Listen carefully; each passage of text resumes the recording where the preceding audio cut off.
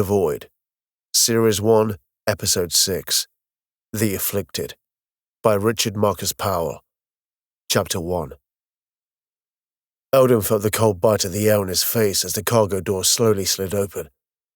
This was the summer season, and the S was not going to get any warmer than this, but it was still sub-zero outside. If they'd tried this during the depths of winter, they would have probably been greeted with a wall of ice. "Are you ready to do this, Telford?" "Not really, Al. You don't have to do this." "Of course I do. You won't last 10 minutes without me." "Thanks for the vote of confidence." Telford was, for all intents and purposes, Eldon's partner. They worked well together and formed a tight bond, and each had strengths and weaknesses that complemented the other. They'd worked together for 5 years now and were like brothers. They fought and taunted each other like brothers, and they supported and defended each other like brothers. Looking back, Eldon wouldn't have been able to pinpoint a specific moment where they formed this bond. It just seemed to happen organically over time. "Cold outside," Telford noted. Eldon commented, "I'm freezing my balls off here and we haven't even taken a single step outside yet." "Warm enough for Rakers, though." "That's why I need you, buddy." "You always need me." Telford was teasing, but his deadpan delivery always made it seem far more serious than he intended. "Eldon." He turned around to face Marie Diaz, slumped in a primitive wheelchair, hunched and with her arm twitching uncontrollably. "Don't mess around. Get that ship in the air and find the nearest Republic outpost you can," Marie reminded. "If they get wind of what we're up to." "We'll do the job, Marie," Telford responded. "I know I can depend on you, Mr. Connor. You just need to keep your partner focused." "Don't talk about me like I'm not here," Eldon protested. "Don't forget how many people are relying on you." "I'm hardly going to do that, am I?" "Well, if you weren't flapping your mouth, you'd be halfway to the ship by now." "Okay, point taken," Eldon replied. "Don't wait up." He grinned antagonistically at Marie before turning back to face the cold. Eldon, Telford, and 5 colleagues started making their way towards the ship in question. They knew what they had to do, believing the compound was a risk. The colony of Nies was a city hewn into the side of a mountain, surrounded by a cluster of buildings that could barely withstand the howling winds. It had been settled 1,000 years ago and had been slated for full terraformation, but it had never been completed. Hundreds of years ago, Aleph simply gave up on the world, feeling it was not worth the investment in time and resources, and left it in a partially completed state. It was barely livable, the temperature just being within the tolerance level for humans, but that was not saying much. Practically any time spent outside during the winter would result in death from exposure. At least they had protection inside the colony. It was a warren, designed as a temporary residence for a large population, but it was warm and secure. Geothermal power provided heat as well as electricity, but even that was on its last legs, kept alive by those residents who had taken it upon themselves to learn how to maintain it. The airfield stretched out in front of them in the gloomy daylight. It was a basic colony landing platform, just about big enough to support interstellar travel, but it had long since passed its heyday and only played a part during the irregular supply drops or new inmate delivery. There were a few ships left, but these were shuttles, a couple of small passenger ships and an ancient fighter. All of these were useless to them, as they were not slide-capable. The one ship that remained that was a cargo ship. It was on the small end of the freighter spectrum, and was left behind when it malfunctioned. But they had got it working again, after months of work, and it was now flight-capable again. That was their destination and their mission. "Wait," Telford stopped the group. "Movement." Eldon dragged the group to the side, hiding behind one of the shuttles and a pile of debris that had accumulated beside it. He got out his AR viewer and peered through it toward the cargo ship. "Rakers," Telford explained. "At least 2 of them." Eldon scanned around, and the augmented reality scanner detected 2 organisms and highlighted them on the display. "You're right, Telford," Eldon complimented. "Good spot." Rakers were another byproduct of the failed world sculpting. Some of the species that had been introduced had managed to survive despite the conditions. Some herbivores had adapted to scrape a living in this frigid environment, but so had some of the predators. The Rakers was the most successful of these. It was the descendant of, or engineered from, one of the weasel family. It was sturdier than its ancestors, and possessing a much higher level of body fat. Its coat was matted and shaggy, and its size was much larger, easily capable of predating humans. They lost a number of their brethren to these vicious brutes, and they were why they could not leave the compound without weaponry. These two Rakers were patrolling around the cargo ship, evidently smelling recent human scents on it and investigating. Telford set up his rifle slowly and surely, identifying his targets and following them. He talked to himself, as was characteristic of him when concentrating. There are two Rakers walking around the ship.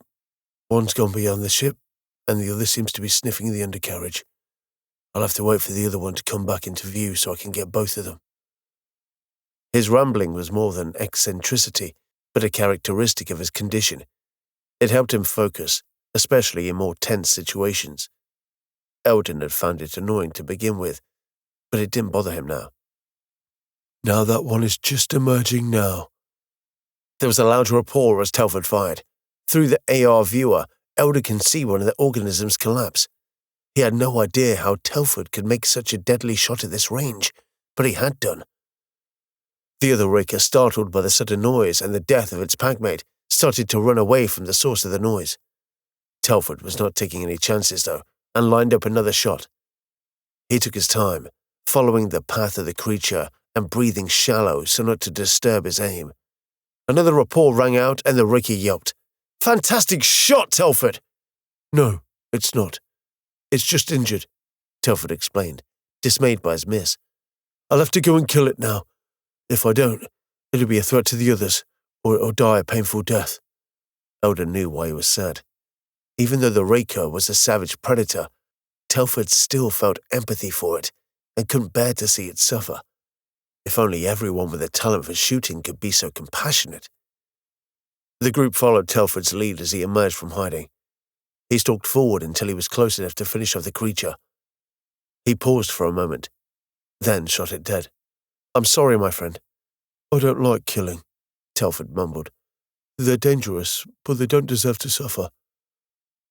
"Let's get the ship started, shall we?" Eldon wanted to distract his friend from mourning for the loss of the predators. He knew he would brood over them if he was left to his own devices, and they had objectives to meet. They made their way to the ship and opened up the entrance, boarding quickly to get out of the freezing wind. It was a Shen-class cargo ship, designed to haul small loads around, usually within a short range. The crew quarters were cramped but bearable. The crew all climbed into their respective positions, running through rehearsed procedures to initialize the ship. Eldon took off his gloves so that he may manipulate the console in front of him. He couldn't help but stare at his claw-like hands momentarily, cursing them for the misfortune visited upon himself. His ectrodactyly was the reason he was here in the first place. Touching the display, he started preparing the ship for its first voyage in decades. He couldn't move with the speed or dexterity as the others, but he could manage. Practice and experience had made up for his slow speed. He was the colony's only experienced pilot, having learned to fly before he was sent to Nies. He had trained others, but they never really had much opportunity to practice. "How's the drive, Keetle?" he asked. "Online, efficiency at 45% and climbing fast. Astronomics? Systems are all working within expected parameters? We're good to go? Everything's in the green. What are the conditions like, Telford?" "Some strong winds once we get above the mountain range, but they should ease off as we get higher up." "Any external ice buildup?" "Some, but heating elements have cleared the critical vents and ports." "Maglev?" "Operational." "Right then, let's get moving." Eldon gently nudged the ship into an ascent, the maglev repelling it from the ground. There was some turbulence with the winds, but nothing too hostile. The further from the ground they got, the more that jostling increased, and as they passed the top of the mountain range, it became much more violent. "Steady now." "We're shaking badly," Telford pointed out the obvious. Some compensation was afforded by the maglev, but it couldn't override this tempest entirely. But then it petered out, the ship becoming stable once more. "That wasn't so bad," Telford added, visibly relieved. "I don't know about that, but I think I might have myself," Eldon joked. Telford laughed, humour compensating for the nerves. "Now let's see if the work we put into this pays off," Eldon commented.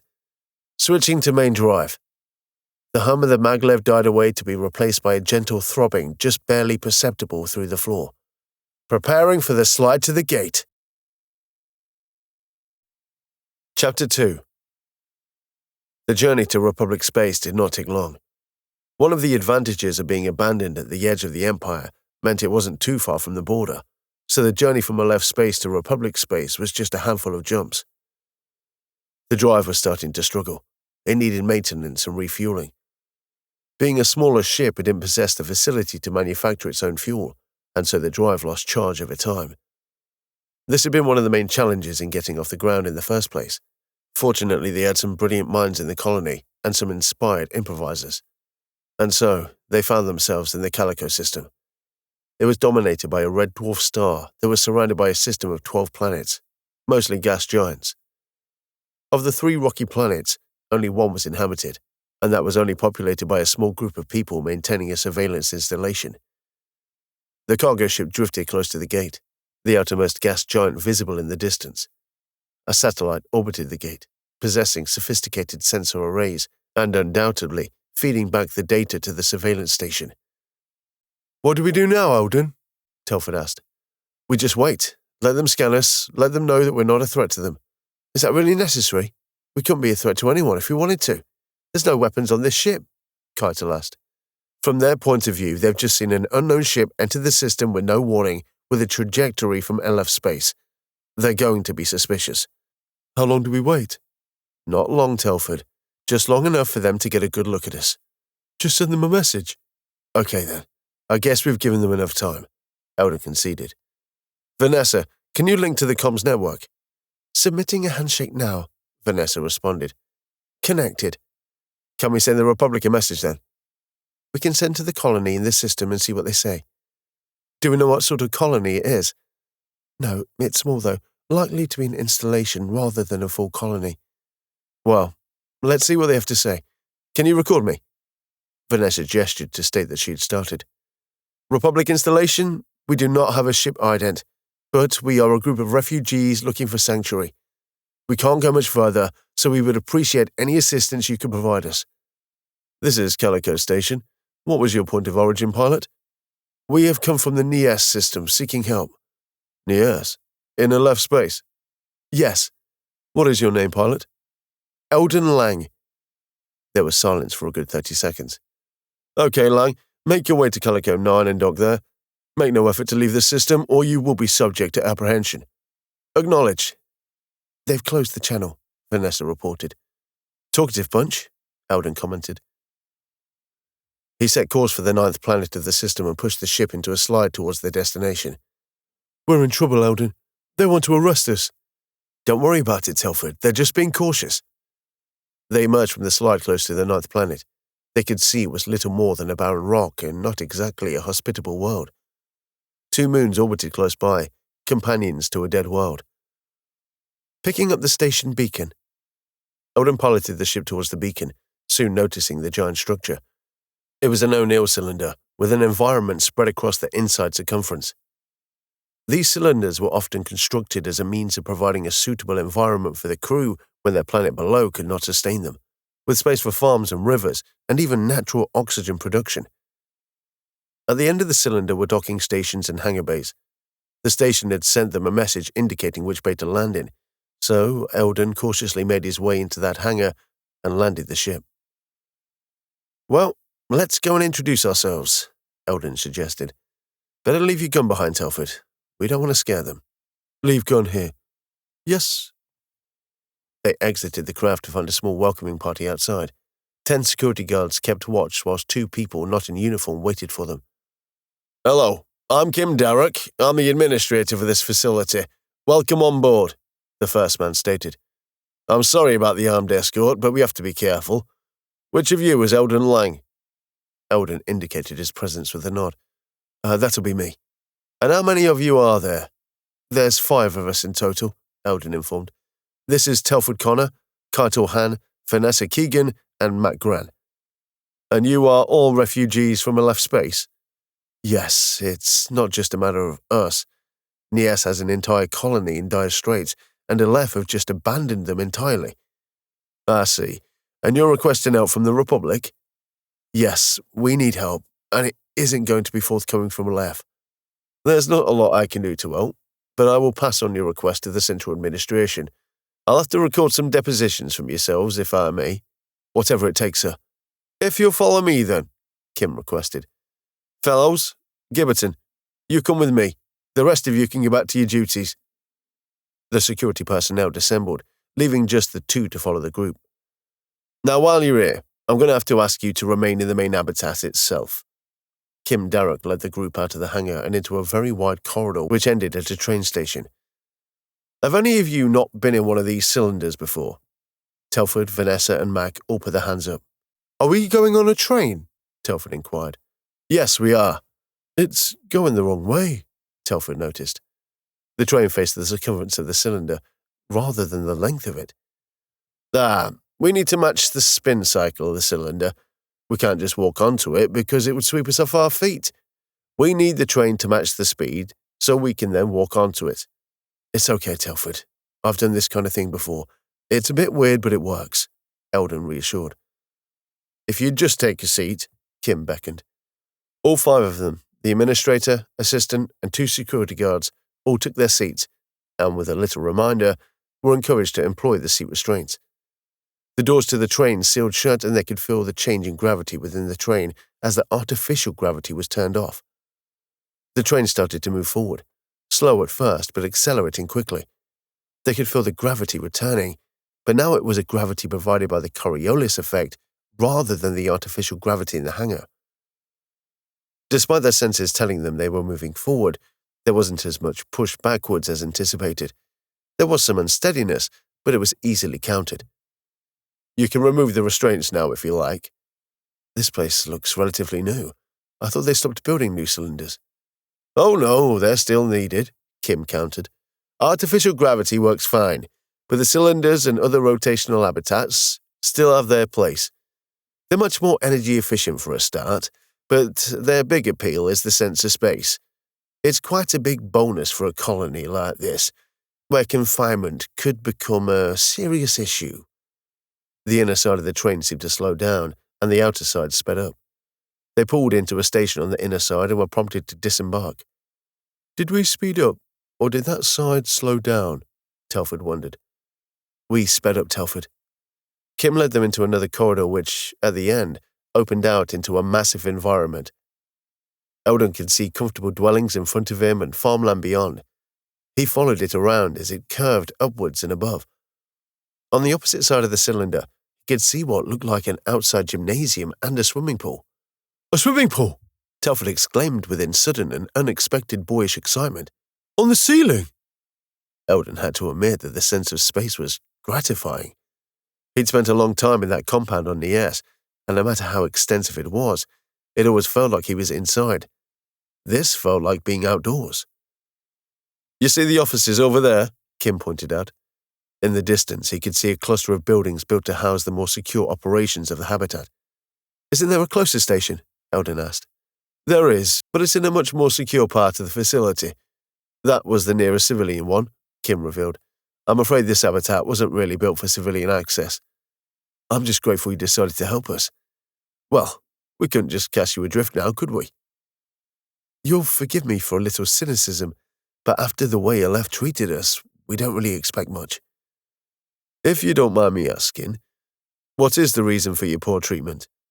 Eldon, who had been hiding his hands since he had left the ship, as he was prone to do in the presence of the unafflicted, held one of them up, making it clear to Kim. Ah, I see, Kim replied, silently embarrassed. You don't fit in with the image they're trying to project. That's a very diplomatic way to put it, Eldon sighed. I'm sorry. I didn't mean to downplay your suffering, Kim rectified. That's fine. They try to hide us from view. Not many people are aware what really goes on. How bad is it? Eldon seethed at the memory of it. Some more than others.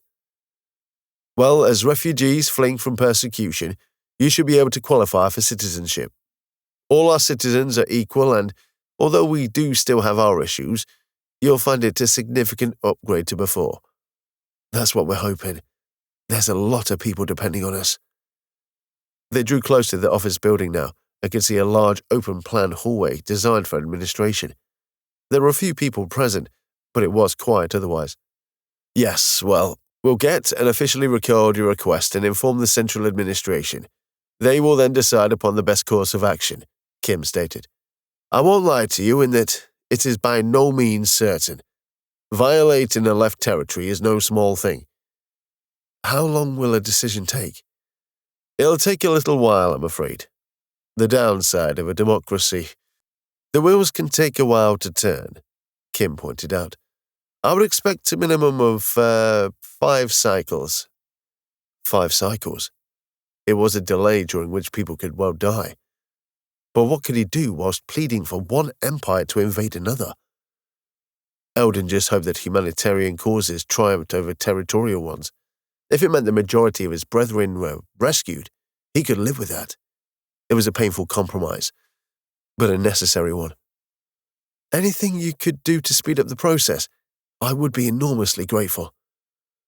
We'll put in the request as a priority, but beyond that, it really is in the hands of the administration, Kim shrugged. Until then, you are free to stay here within the habitat. We'll sort out some accommodation for you, but you will be limited to this section of the habitat only. I hope you understand that we do need to adhere to security protocols. This will be fine. It's pure luxury compared to what we've been used to. Now, let's get your request filed, shall we? Chapter 3. By the 8th cycle, Eldon was a little concerned. The Republic were processing his request, but it seemed like very little was happening. When pressed, Kim Darroch had responded with very little in the way of detail. 6 cycles of no response changed in the last cycle with the update that the Republic was sending a ship to investigate, but that was it. Now they just sat on waiting for it. The cylindrical habitat was a fantastic place to wait in the meantime, filled with the kind of luxuries that he had dreamed of for the last 5 years. Telford had fallen in love with the swimming pool and rushed back there at every available opportunity, reveling in it with a childlike glee that Eldon was pleased to see. It was nice to see his grim demeanor fade in the face of some positive treatment. Eldon had taken to walking around the habitat, getting to know the landscape. The inverted shape of this world took a little getting used to after Nias, but the feeling of space was wonderful. The exterior of Nias was so hostile they'd only ventured out sparingly, and they could barely appreciate the environment when they did so. He'd especially appreciated the farms and the gardens. He hadn't seen a spot of greenery for many years, and the warmth and natural feel of the farms were a welcome change to the hydroponics and nutrient growth beds they used on the colony. And the accommodation. What opulence compared to what he was used to. He remembered when he was on the run, how pleasant the hotels were, and this was comparable. He hadn't seen a single entertainment stream for years, and was fascinated to see them once again. He'd tried tracing some of the old series he'd followed before he'd been captured, and catalogued how much had occurred since. In the midst of all this comfortable living, Eldon felt guilty, almost unbearably so. Marie Diaz and the others were living the same pitiable existence in that compound bored into the mountain, feeding on the most basic of foods and struggling to care for those with the worst conditions. Eldon sat on the edge of one of the huge transparent panels that were there to let natural light from the star in. It was a bit dim compared to a standard human habitation, but it did allow for crops to grow. "Morning, Eldon." "Hey, Telford, how are you?" Eldon had been surprised by his partner, who was remarkably stealthy for someone with such a shuffling gait. "Okay, you?" "I'm fine, Telford. You been for a swim?" "Yes." "How did I guess?" "You know if you keep this up, you'll be more fish than man." Telford laughed. "Are you sad?" Telford asked. "I suppose. I can't stop thinking about Marie and the others. We'll save them." "I wish I had your faith," Eldon sighed. "The Republic will help us." "I hope so, Telford, but we're asking them to cross the border. Politics might get in the way here, buddy." "Aleph don't want us. Be glad to see the back of us," Telford observed. "That's for certain, but none of the corporations like having their territory invaded," Eldon indicated. Before he could finish the sentence, the alert notification sounded on his media pad. It was a device assigned to him by Kim so that he could be updated instantly, so he reacted quickly to its warbling. What does it say, Eldon?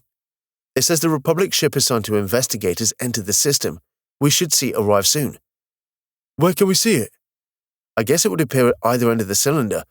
We might see it approach if it appears a bit further away. I hope it's a warship. I've never been on one of those. Nor me, my friend. They stared out of the transparent panels, trying to locate the incoming ship. He wondered if they would see it at all, as it might emerge from its slide some distance away. Telford suddenly nudged Eldon. There it is! Eldon turned and looked in the direction Telford was pointing in. A ship was visible out of a panel on the far side of the cylinder. There must have been some form of distortion, as the ship looked far too massive. Me! That is a monster, he stated. Am I seeing it right? It's big, all right, Telford replied. Do they make him that big?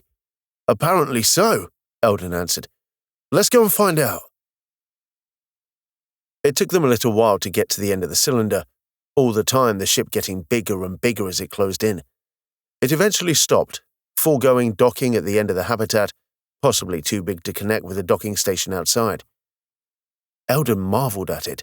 It was many times bigger than a battleship, rivaling a station in its scale, big enough to be a city in space. Since when did the major factions start building warships on this scale? And it was a warship. The weapons dotted across its superstructure made that undeniable, and its general shape suggested such a role as well. They reached the end of the cylinder and approached the office building. Kim Derrick messaged him and arranged to meet him in the main hallway, which he did. After a brief exchange, they returned to the station and boarded the train, which decelerated them to the low rotational speed of the exterior. So, what are we doing? Are we going to them, or are they coming to us? Eldon asked as they stepped off the train. We're going to them, Kim replied. We're going to meet with the Lieutenant Commander Hannah Ilyas in the main hangar, and she'll take us to the Liberator. That's the name of the ship. Oh yes, it's the HDR Liberator. When they told me they were sending a ship, I didn't expect them to send the flagship. It's a lot bigger than any warship I've ever seen. It's the first dreadnought of the Republic Navy, built to be a fleet unto itself, Kim explained. I don't know much about it myself, but a few of my crew are a little crazy for it. I expect there'll be a few in the hangar to slave over whatever ship they send over for us. You're coming as well, then? Well, I may not be a fully fledged ship spotter, but I would be daft to turn down an opportunity to go on board the flagship, Kim smiled. I guess we're all kids at heart. Eldon smiled. It was pleasant to be treated on an equal footing, and Kim's last words drove this home, albeit unintentionally. But this was the most important part. It wasn't intended, it just came out naturally. It was his default setting to refer to all of them as we. They entered the hangar and noticed that there was a Republic Navy standard shuttle parked within it. It was smaller than the cargo hauler they arrived on, but they didn't need to travel far. A uniformed woman stood in the shuttle, chatting to one of the Habitat staff. The uniform was quite subdued, compared to the Aleph ones he was familiar with. It looked far more practical than ceremonial. The woman herself was laughing at whatever she was being told, projecting a very friendly and approachable demeanor. Lieutenant Commander Ilyas? You must be Kim Derrick. Yes, I am. Pleasure to meet you. This is Eldon Lang and Telford Connor. Eldon is the one who made the initial request. Nice to meet you, Mr. Lang. She held out her hand. Eldon tentatively held her hand and shook it formally. He recognized the surprise in her expression, but was pleased to see she did not recoil. Eldon will be fine. My apologies if I did that wrong, Hannah apologized. Feels like I was a bit clumsy there. The handshake, don't worry about it, Eldon dismissed. I'm not sure what the correct way is myself, and they're my hands. He was using humor to diffuse the tension, a tactic he was familiar with, but he was just grateful for the respect she demonstrated. And you're Telford, then? Yes, sir. You don't need to sir me, Telford. You're a civilian. Call me Hannah, she replied. I was informed that there were 5 of you. The others have been notified. They should be here shortly. I'm glad the Republic have decided to respond to my request, Eldon admitted. I didn't expect such a large ship, though. We were the closest ship available, Hannah revealed. As for your request, well, A decision has yet to be made. As you can imagine, we can't just go into Aleph's space just like that. We do desperately need help, though. We're all going to die out, slowly but surely, if we don't get evacuated, and Aleph don't care one iota about us. They barely even acknowledge our existence. We are sympathetic to your plight, but we need to assess a number of factors first. Captain Schaefer and Commander Voigt want to speak with you to get a better understanding of the risks here. Whatever you need me to do. I know we're asking a lot, but we're desperate. Here come the others, Kim observed. Eldon turned around to see his compatriots in the distance, walking up the corridor that led to the train station. Right, let's get everybody on board. Chapter 4. From the moment they landed on board the Liberator, Eldon and his colleagues were awestruck. The sheer scale of the Liberator was fascinating itself, but the interior was incredible as well, being spacious and comfortable. The ship was bigger than the compound that their entire colony lived in, and far better equipped. The habitat was impressive, but this was staggering. Pick your jaw off the floor, Telford. You first, El. They couldn't help but tease each other. It was an autonomous function between them now. Mr. Lang, if you would accompany me, we'll get and meet the captain and commander. Do you mind if Telford comes along? We kind of work together. That'll be fine, Hannah accepted. Kane here will escort your friends to some temporary quarters. And me? Kim inquired. Kane will give you the grand tour. If we require your attendance, we will notify Kane directly. In the meantime, enjoy your tour. I'm looking forward to it. Hannah led Eldon and Telford toward a parkram station at the hangar entrance. Eldon and Telford were both familiar with these, though it had been a long time since he had been in one. The doors closed behind them and the vehicle started making its way around the ship to its destination. Once the doors reopened again, they were in another part of the ship entirely. That was quick, Eldon observed. It's a state-of-the-art park. The newer ones are much faster than the traditional ones.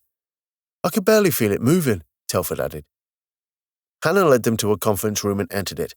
Inside were a man in his middle age, with a serious expression, and a young woman with a welcoming smile. They both stood up, but it was a younger woman who initiated the conversation. You must be Eldon Lang. Pleasure to meet you. She held out her hand and shook it. Again, there was surprise, but no flinching. And this is Telford. Connor, is it? Telford nodded enthusiastically. I'm Commander Ellen Voigt, and this is Captain Carl Schaefer. Please take a seat, Voigt offered. Can we get you a drink at all? A black coffee would be lovely. Telford, can I have some lemon juice? Kane, could you order these drinks from the nearest vendor and charge them back to me, please? Certainly, Commander. Eldon looked around the room. Even this was comfortable, if somewhat plain. This is some ship you have here, Eldon commented. Beautiful, isn't it? Voigt gushed. It's just so massive. I know how big the battleships can get, but it's on another scale. The Liberator was built to fulfill a number of roles, but it was also designed to be its own community, capable of operating long-term in deep space. Well, I'm certainly impressed. Eldon noticed how the commander was doing all the talking. She was charming and approachable, but the captain was sitting back and observing. Eldon may well have felt intimidated if it wasn't for the affable nature of the commander. As you may well have already guessed, our remit is to look into this request of yours, Voigt continued, and to assess the viability of granting it. We're from the colony of Nias, if you would call it a colony. It's just the remnants of an old world sculpting project that was abandoned, and this is little more than a self-sufficient complex on a big snowball, Eldon commented. There's 40,000 of us there, dumped there by the Aleph Corporation. For a while they delivered supplies, but they've been getting further and further apart. And now, well, we haven't seen an Aleph supply ship for over a year. Does everyone on the colony have some kind of medical condition? We're all the that Aleph wanted to pretend don't exist. Genetic disorders, disability, and the diseased. We're all as equally despised and left to die in a remote part of their territory, Eldon expressed with bitterness. I have electrodactyly, and Telford here suffers from Down syndrome. And there are no carers or medical staff? There were at first, but they were eventually removed and never replaced, Eldon explained. We had to learn to care for each other. Quite a few died as a result. That's appalling.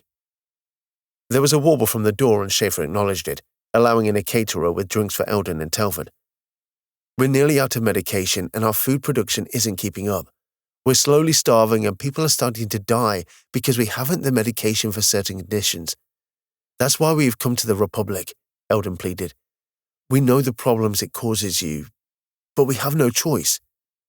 We don't mean to sound cold, Mr. Lang, but to assist your colony carries with it a very real risk of provoking a conflict between ourselves and Aleph. We want to help, but an outright war could result in so many casualties as to render this mission of mercy untenable, Schaefer finally spoke. It's a harsh reality we have to live with. I know, it is a risk, but we are hoping that the humanitarian angle will win out here, Eldon argued. Nies is a remote outpost for Aleph and one they barely ever visit. It's close to the border too, so it would be easy to return to Republic space. They will have surveillance on their border. Not near Nies. It's the ass end of nowhere with nothing of any value, Eldon added. That's why they stuck us there. The safest option here would be through diplomacy, Schaefer reasoned. The main problem with that is the time it would take to push through. It may be too late. Aleph probably wouldn't even admit we exist. No, that's not really an option, Eldon dismissed. We have a few months left, if that. There is also the matter of proof. We have only your word that there are 40,000 people that need evacuating, Schaefer added. We do need to consider that this may be an elaborate false flag operation. Everything you have claimed so far is backed up by the facts, but we have no way of verifying the population of that planet, Voight stated. Anything you can give us that can validate that would strengthen the case for the operation. Eldon fished out a device he had been hiding in the seam of his trousers. It was a small, elongated casing that contained a data cube, a crystalline lattice that could store a vast amount of information. This may help. It's a record made by our leader, Marie Diaz, Eldon revealed. It contains logs and streams detailing the struggle of the colony. There's a census in there as well, although it was taken a while ago, so the population was bigger then. It might not be conclusive proof, but it should add some weight to our claim. Eldon handed it to Schaefer, who plugged it into the desk in front of him. Kane, could you disinfect this data cube and download the files to our analysis, please? Schaefer asked. Label it as priority as well, please. The metadata I can detect so far does back up Mr. Lang's statement, Kane responded. Analysts are being tasked. We'll need to analyze this and consult with the Admiralty and the Senate before we can make a decision, Mr. Lang. How long does that take? I would estimate at least a cycle. Another delay. This was frustrating for Eldon, but expected. Anything you can do to expedite this, I would be forever in your debt. I will do my best, Mr. Lang, but do be prepared for a wait. I know it's far from ideal, but we have to be as sure as possible. My friends are dying, sir, Telford begged. I will relay that to the Senate, Mr. Connor, but we do have to follow protocol. It's okay, Telford. These things take time, Eldon reassured. We're asking a lot here. I'm sorry that it's taking so long, but we do have to be sure, Voight placated. I know, it's just frustrating for us. It's frustrating for us as well. Believe me, we want nothing more than to help you out. And we appreciate it. We've only been in Republic space for a few cycles, and you've all been nicer than Aleph have been to us for our entire lives, Eldon praised. We were just born in the wrong part of space. We will process this urgently, and we will inform you as soon as we make a decision, Schaefer concluded. In the meantime, you and your friends are welcome to remain on the Liberator. We may need to ask some follow-up questions, if necessary. Anything I can do, just ask. Me too, Telford echoed. Chapter 5. Schaefer felt the weight of the responsibility upon him. It was a moral quandary to weigh up so many lives in the balance, but it was a necessary part of the job. At face value, it was an easy decision. The colonists needed to be rescued, but crossing the border was an onerous task to take. If he took it and they were detected, he could end up being responsible for a war. If he didn't take it, he would be indirectly responsible for the loss of 40,000 lives. Heavy is the head that wears the crown. I know. It should be a simple decision, but the consequences of it could be disastrous. What do you make of it? I'd say go ahead with the rescue. We just have to deal with the political fallout if it happens, Voight responded. Trust that cooler heads prevail. And what if they respond with a heavy mob? We'd have to retreat, rescue as many as we can and return to our side of the border. If we're going to enter Aleph space, we're going to have to be really careful, Schaefer replied. We'd need an advanced scout of some kind. What about Sken? What about him? We've still got his ship in the hangar. It'll be perfect. It's fast, slide-capable, and has no link to the Republic. That's a good idea. I just don't trust him at all. We just need to make sure there are a few extra... The connection to Triskel started wobbling, indicating it was ready to be initiated. Schaefer activated it, and Admiral Lemura appeared on the screen. Hello, Admiral. Captain, Commander, he acknowledged rather formally. What are your findings? Everything about the request seems to be valid. The analysts assure me the data Mr. Lang has provided is all legitimate and state that there is little chance that any of it is forged, Schaefer stated. Mr. Lang and the others in his group all seem perfectly sincere as well. I'm convinced the request is genuine. In a way, it would have been easier if it had been fake, the Admiral complained. Have the Admiralty and the Senate come to a consensus on this? They have, in a way, Admiral Lemura answered cryptically. The Senate will back up whatever decision you make. The Admiralty has come to the decision that if you think you can get in and out without being detected, then go for it. There are no guarantees in an operation like this. You know that, Admiral. I know, but do you believe there is a good chance of success? We do have a few advantages in our favor here. Commander. The system that the colony is in, Nias, is a remote part of Aleph space and very close to our border. It's not a region that has a lot of traffic. This is in part down to the fact that the border in Kadir space is not too far away either. It's a bit of a buffer zone between the two other territories. Voight initiated a graphic that appeared on the screen, showing the regional map. As you can see, there are two Aleph-controlled systems between Republic space and Nias, Mokra and Laird. We know there is some surveillance in Laird, but it is an unmanned satellite. If we destroy that, they will be blind in the area. They will send someone to investigate. Yes, but it gives us a window of an estimated 2 cycles. If we deploy all the shuttles and transports we have, we can evacuate everyone within that time period, Voight theorized. There are surveillance satellites further in and a full outpost in Wavos, but the region Nias is in is surprisingly poorly monitored. The only reason I can think of this is that by placing the outpost in Wavos, they can cover routes from both Kadir space and our own with a single outpost. Wavos is a system much more strategically placed, and it makes sense for them to concentrate their resources here, Schaefer added, given the relative value of the Nias cluster. All these factors contribute towards a delayed response, which increases our window of opportunity and reduces the chance of detection, Voight stated. What about patrols in the region? From the data we've been able to extract from the Nias data cube and our own intelligence, we've been able to discern that patrols through Nias or any of the adjoining systems are relatively rare. It seems they have a regular route from the Kadir border to our border that passes through Wavos, but it avoids the Nias cluster. So, you feel you have a high chance of rescuing the colonists without causing any incident? Admiral Lemura inquired. We're still refining our approach, but yes, we do.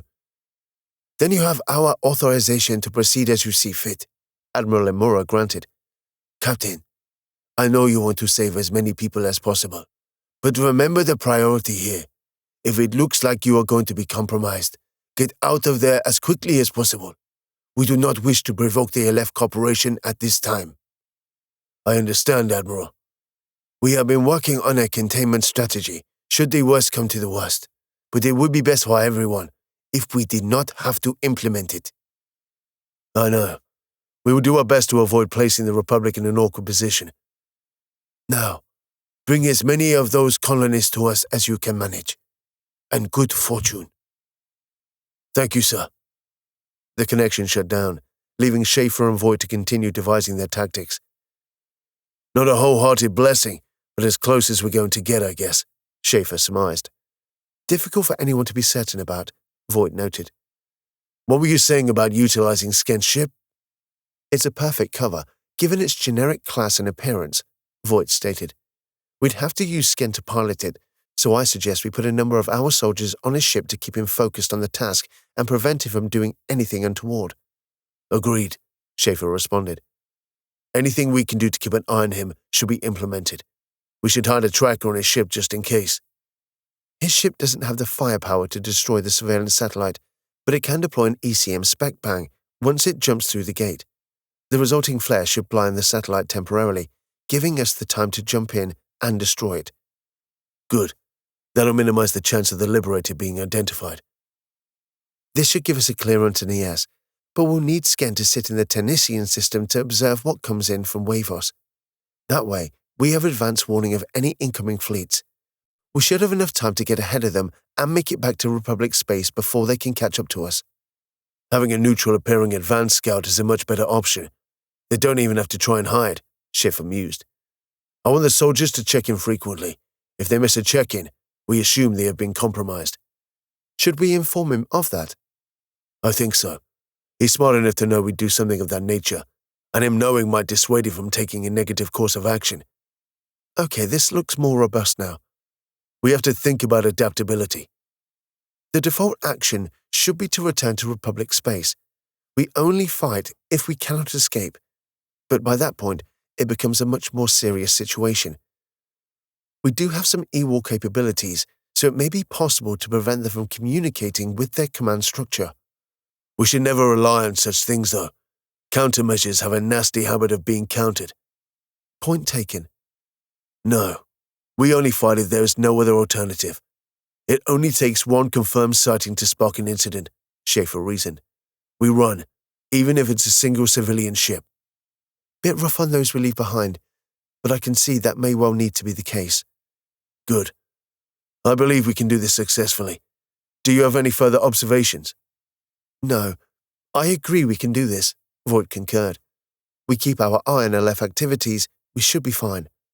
Good. Can you inform Mr. Lang and then start making preparations for the evacuation? Schaefer instructed.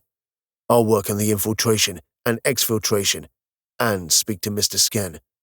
You might want to take Hannah with you. He seems to respond to her better. Schaefer grumbled at this. He knew he wasn't the best people person, but he still resented the implication that someone else would have a better chance of success. Let's go and do some good. Chapter 6. Ennis was typical for a Teal industrial colony. Sprawling, wasteful, and ugly. The planet itself was a good source of gallium arsenide, among other resources, so it was slowly being mined out. There were at least 5 cities on the planet, all of which were massive mines, big holes in the surface surrounded by industrial machinery. Kleiner City was the largest of these. It had some tower blocks, but it was generally far more sprawling horizontally than it was vertically. There were residential areas to one side of the city which were barely adequate in build quality, but they did have plenty of space at least.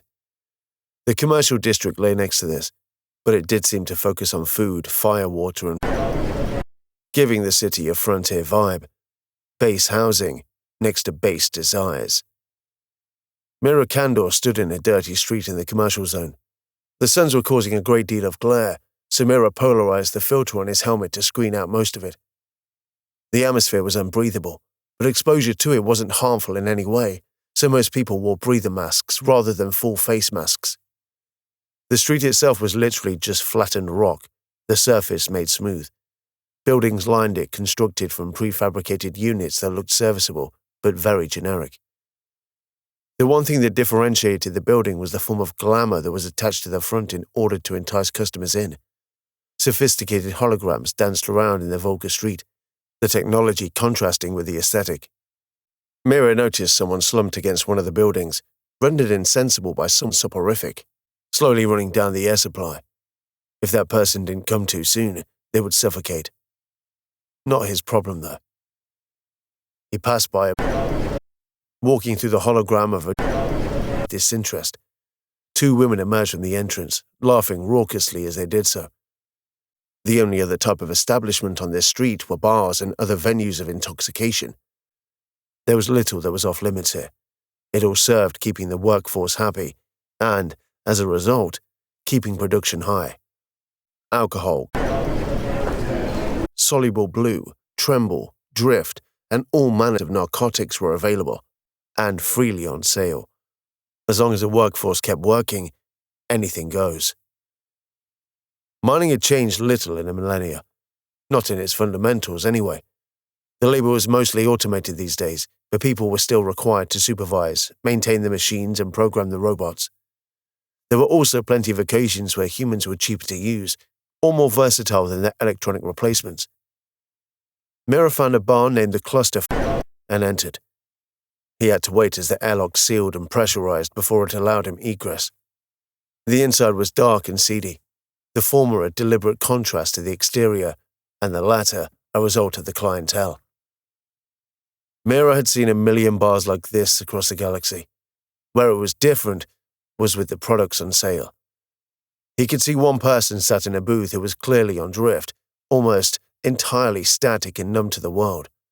In another booth, Mira noticed his target, the helmet analyzing the facial characteristics and providing a match.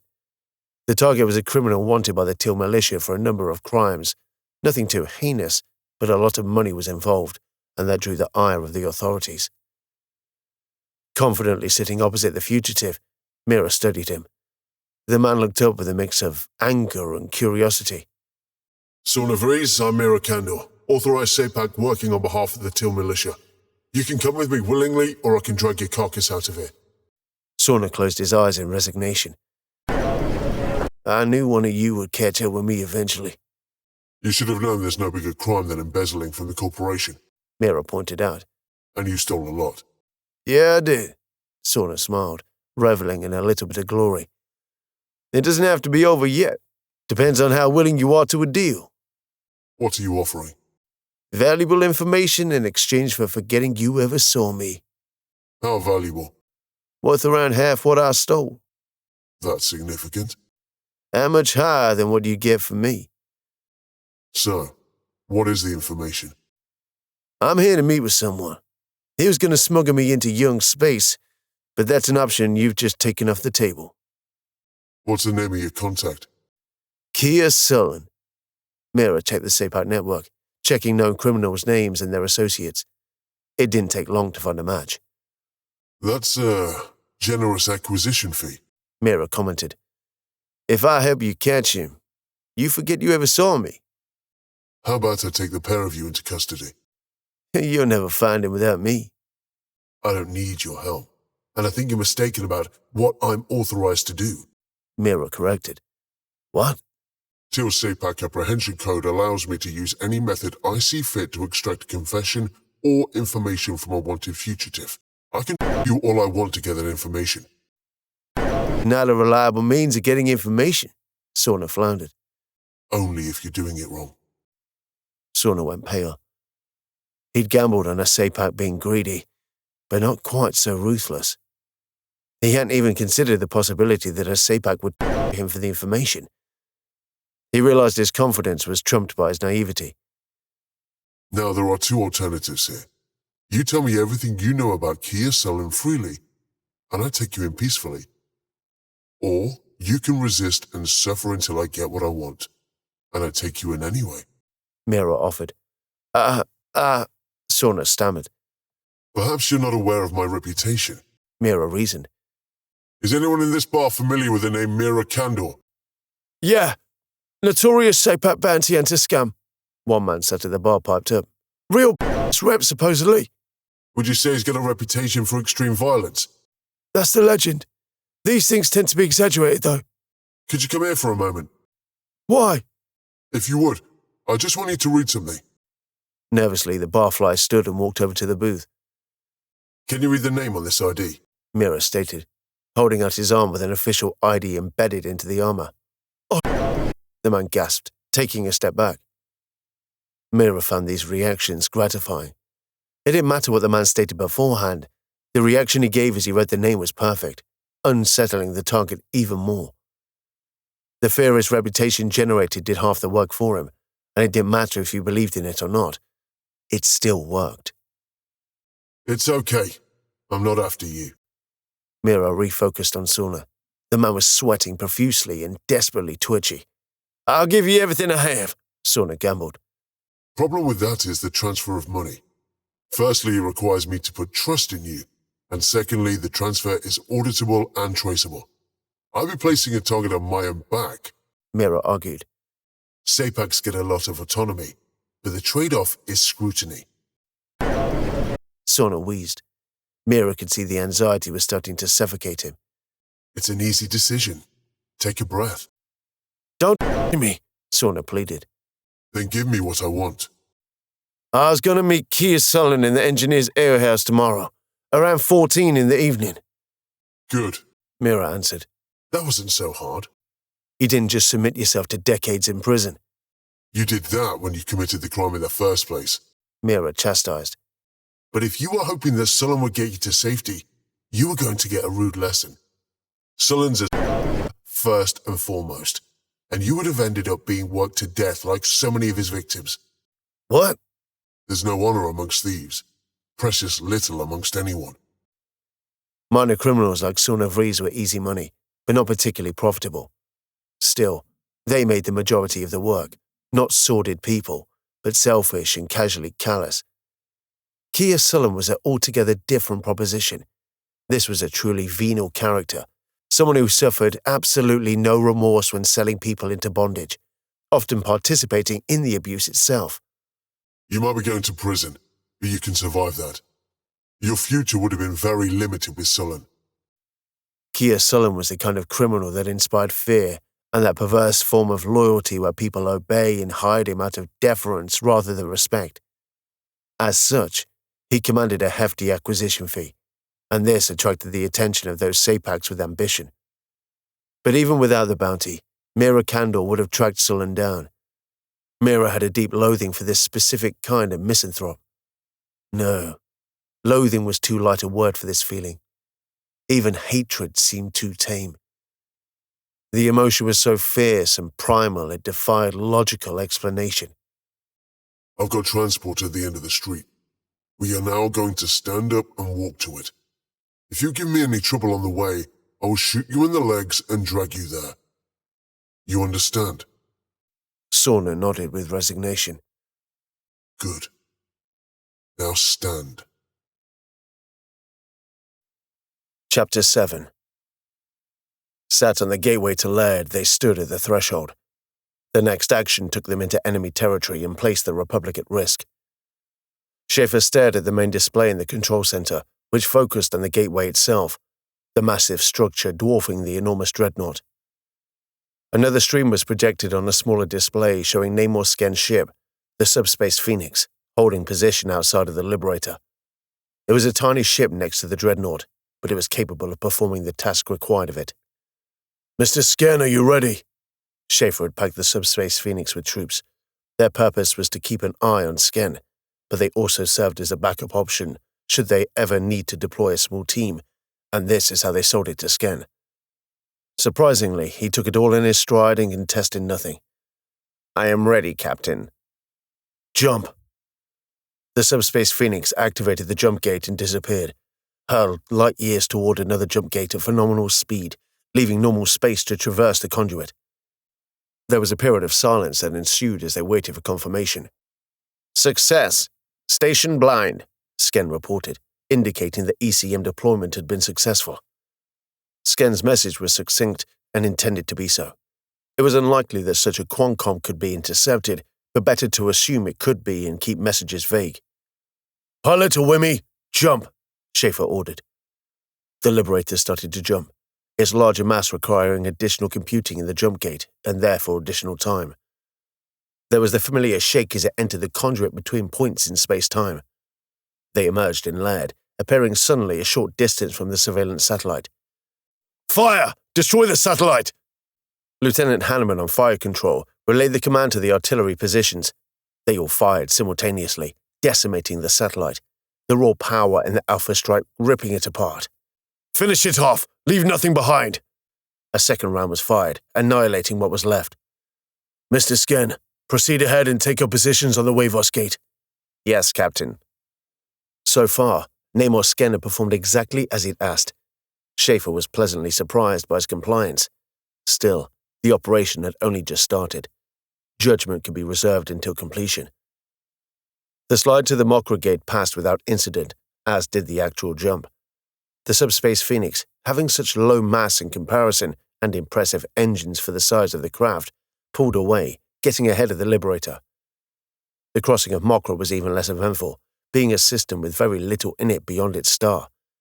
It was a young star and had a lot of debris in the system. This meant a longer pre-slide calculation, but nothing untoward. The jump into Nies happened without incident either, as did the slide to the colony.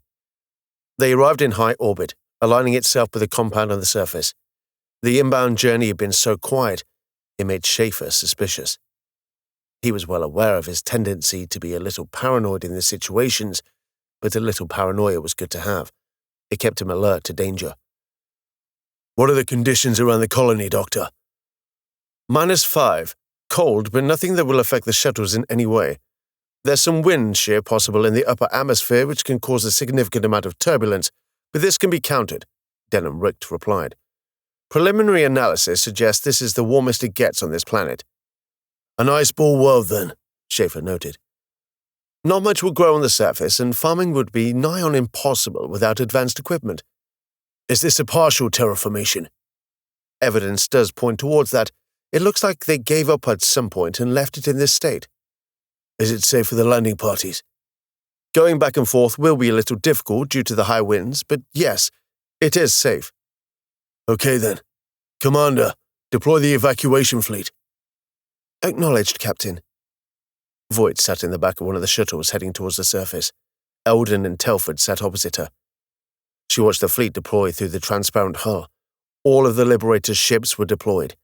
Every shuttle, every must, every transporter, anything that could land on a planet was in flight.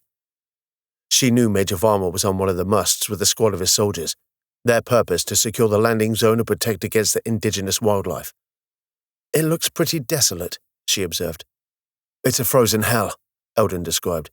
"It's classified as a habitable world, but that's little more than a joke, really. You can't survive there without support." Telford sat quietly, observing their descent. His eagerness to save his friends was tangible. He had his rifle with him again, which gave him a feeling of comfort in the familiar, but he was still visibly tense. "I don't understand why Aleph placed you all here.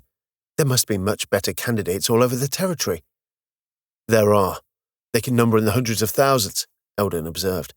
"But they sent us to this instead. They sent us here to die, rather than acknowledge our existence." "I'd always known how vain and shallow Aleph culture could be, but I didn't know it was this callous." "It's amazing what you can get away with a little embarrassment," Eldon theorized. "It's what happened with my parents. They tried to look after me, and they did for a while, but the embarrassment got too much for them eventually, and they abandoned me." "I'm sorry." "It could have been worse. If they notified the authorities, I would have been in custody straight away. As it was, I had a few years of freedom, living on the fringes of society. As long as I could hide my hands, I could manage. I got away lightly compared to Telford." "They shot my mum," he expressed with a heart-rending earnestness. "She was resisting arrest." "I'm so sorry, Telford." "Not your fault, Ellen," Telford responded. "But I don't like police now." The shuttle started to lurch as it was buffeted by the winds outside. "It sounds like you both suffered a horrific time." "It's barely the tip of the iceberg," Eldon added. "We're just one colony. How many more are out there? In some respects, we're lucky. At least we're getting rescued." The shuttle started to land and the rear ramp unfolded, allowing the three of them to exit the craft. Voight could feel the bitter cold immediately, even with the high-tech insulation that a uniform offered her. It was freezing. "It's cold," she proclaimed. "And this is summer here," Eldon explained, heading towards the compound, Telford racing ahead of him. The main doors opened in anticipation, and a group of people waited just within, staying out of the wind. "Marie! Marie!" Telford called. "We brought help!" Telford grabbed a woman in a wheelchair and hugged her jubilantly.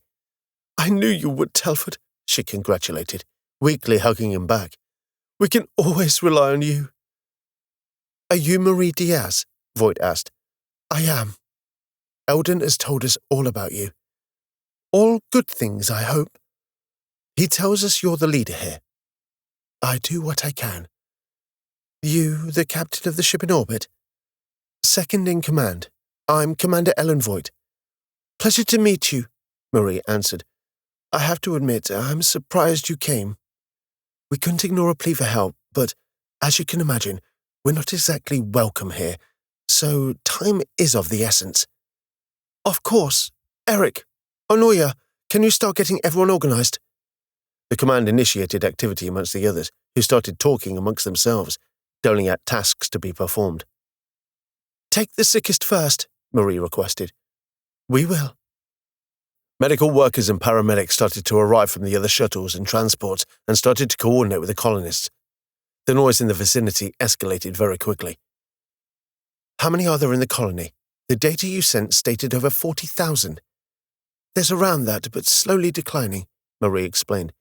It's somewhat of a miracle that we've been able to keep as many alive as we have. Telford, if you would. Knowing what was expected of him, Telford placed himself behind the wheelchair and started to push it. If I may ask, what condition do you have? I've got a form of motor neuron disease. It's progressively getting worse, but it seems to be accelerating now, Marie elaborated. I don't have much movement left, and that's fading rapidly. We'll do what we can to help. Think I'm beyond that now. I've accepted my fate. All I want is to get everyone else off this miserable rock. Marie started breathing heavily, struggling with the exertion. We should get you on the Liberator. No, I want to be the last one off. I've got the least to lose. Marie and Telford led Voight and Eldon up a corridor to what looked like an administration suite. She led them into a tatty office with a console that appeared to be a personal office. Telford placed her in position and took a seat. Eldon, could you get the bottle out, please? He complied, fishing out a bottle of tequila with a couple of cracked mugs from a storage compartment. He dutifully poured out a couple of measures. I've been saving this for some time. Never thought I'd get the chance to drink it, Marie smiled. Would you like a shot? Not while I'm working. Eldon held the cup for Marie and helped her pour it into her mouth. She had a small coughing fit and then laughed. Sorry about that, Marie apologized. I'm just so happy you came. How long have you been here? I've lost track of the time. Possibly 2/3 of a metric year? Doing a quick mental calculation, Voight realized that this was around 2 decades in Triskelion time. A long time then. I was perfectly fit then. Really, it's only recently I've become helpless like this, Marie stated. Didn't matter though. It was detected in my genetic makeup, and that was enough for them to send me here. Is it the same for everyone? More or less. We're the shunned of society, the dirty little secret of the utopian dream Aleph liked to peddle.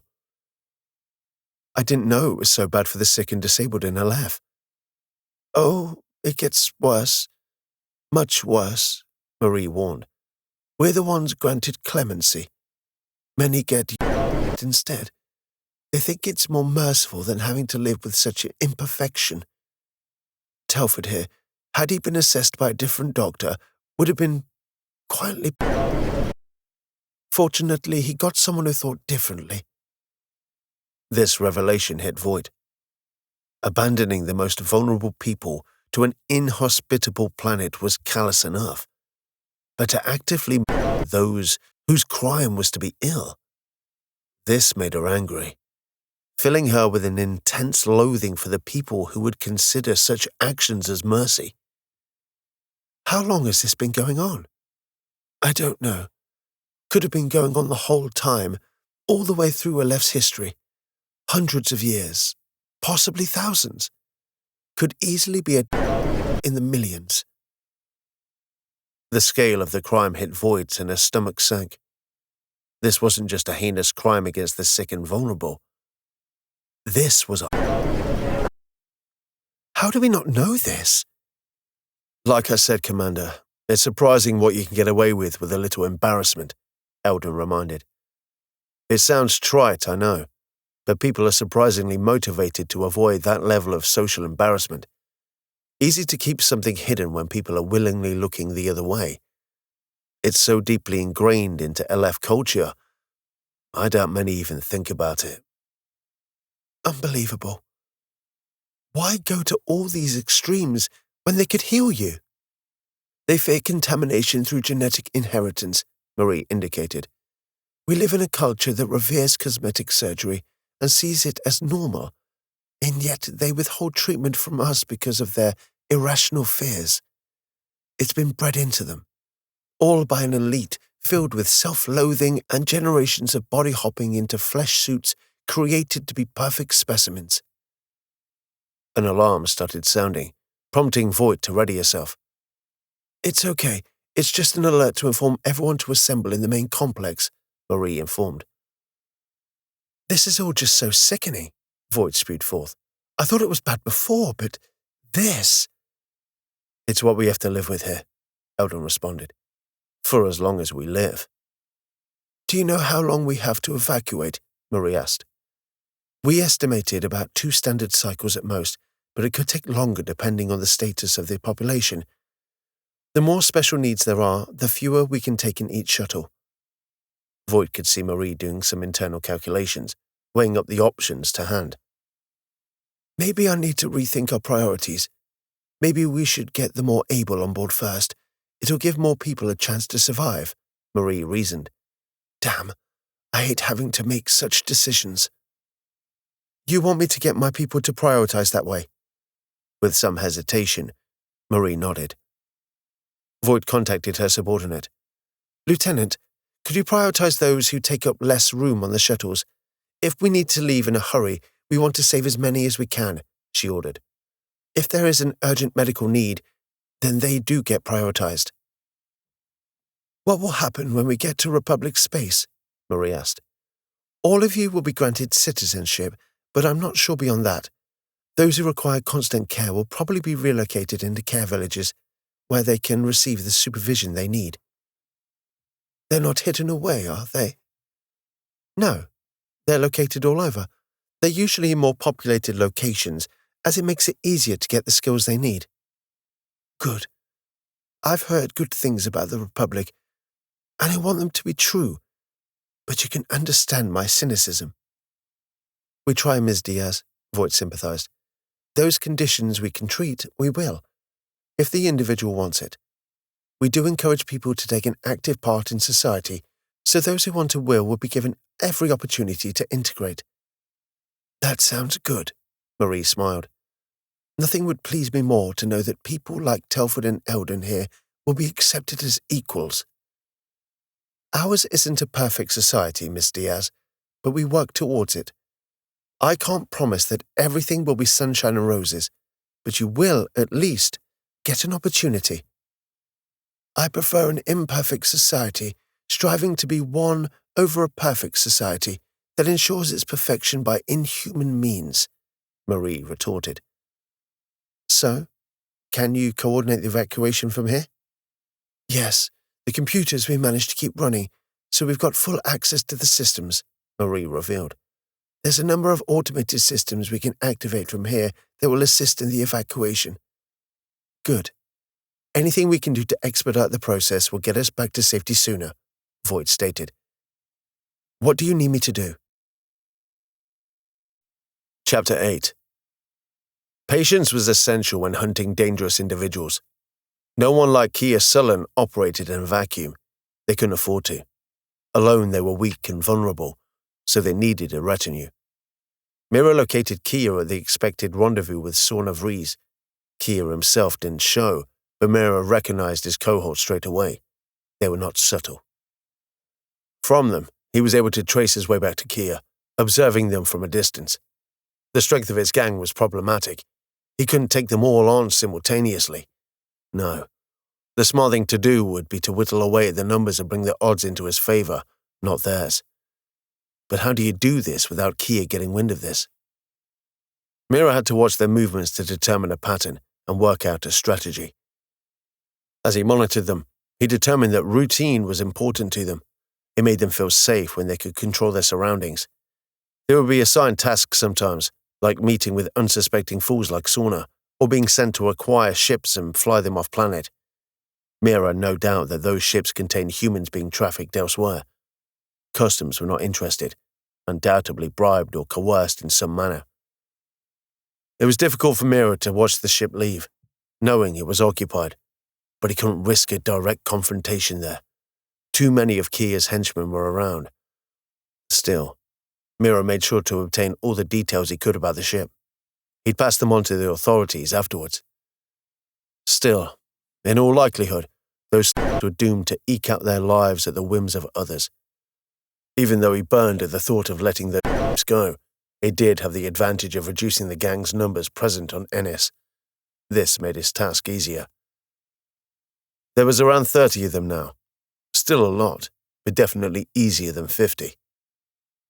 Following their routine, Mira determined the best time to confront them would be when they were drinking at the bar named Deep Star 6. Most of them would be together, and clustered together quite tightly. Add in the inebriation, and this helped even the odds. There were two issues he had to bear in mind. The bar staff were likely to feed information back to Kia, and there might be innocent patrons in the bar.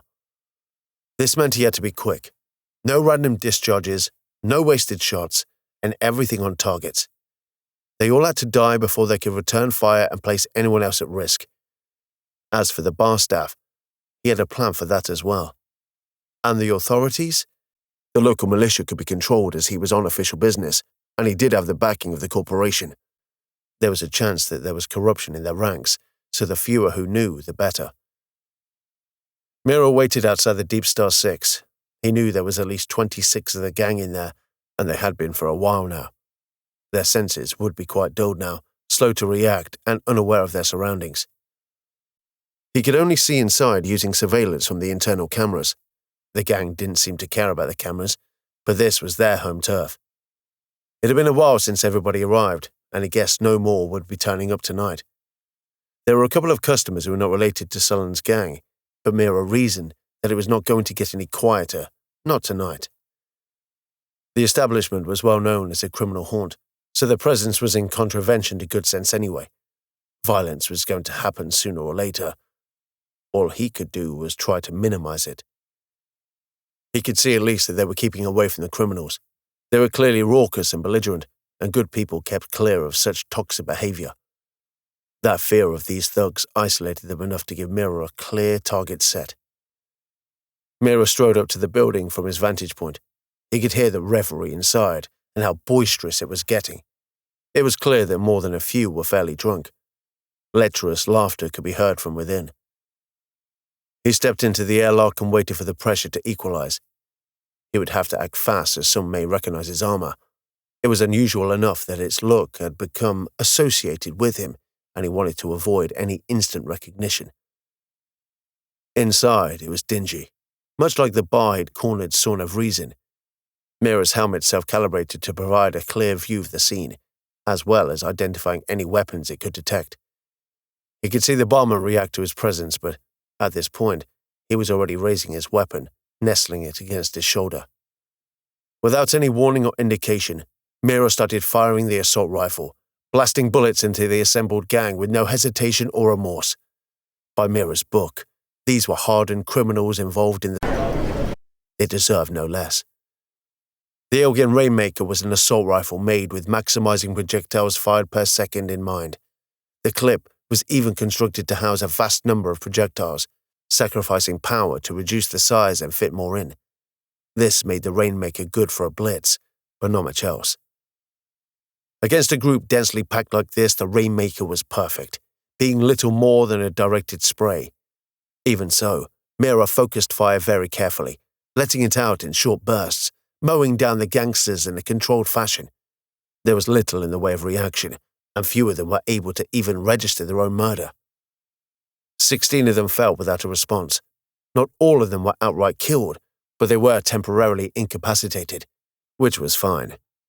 Mira would mop up afterwards, their fallen bodies littering the booths and The remaining 10 needed to be taken out quickly. Mira targeted them in clusters, 2 of them being taken out in one burst, another 3 in a second. One fired blindly toward him, but his aim was poor and he hit the far wall. Mira responded with another burst.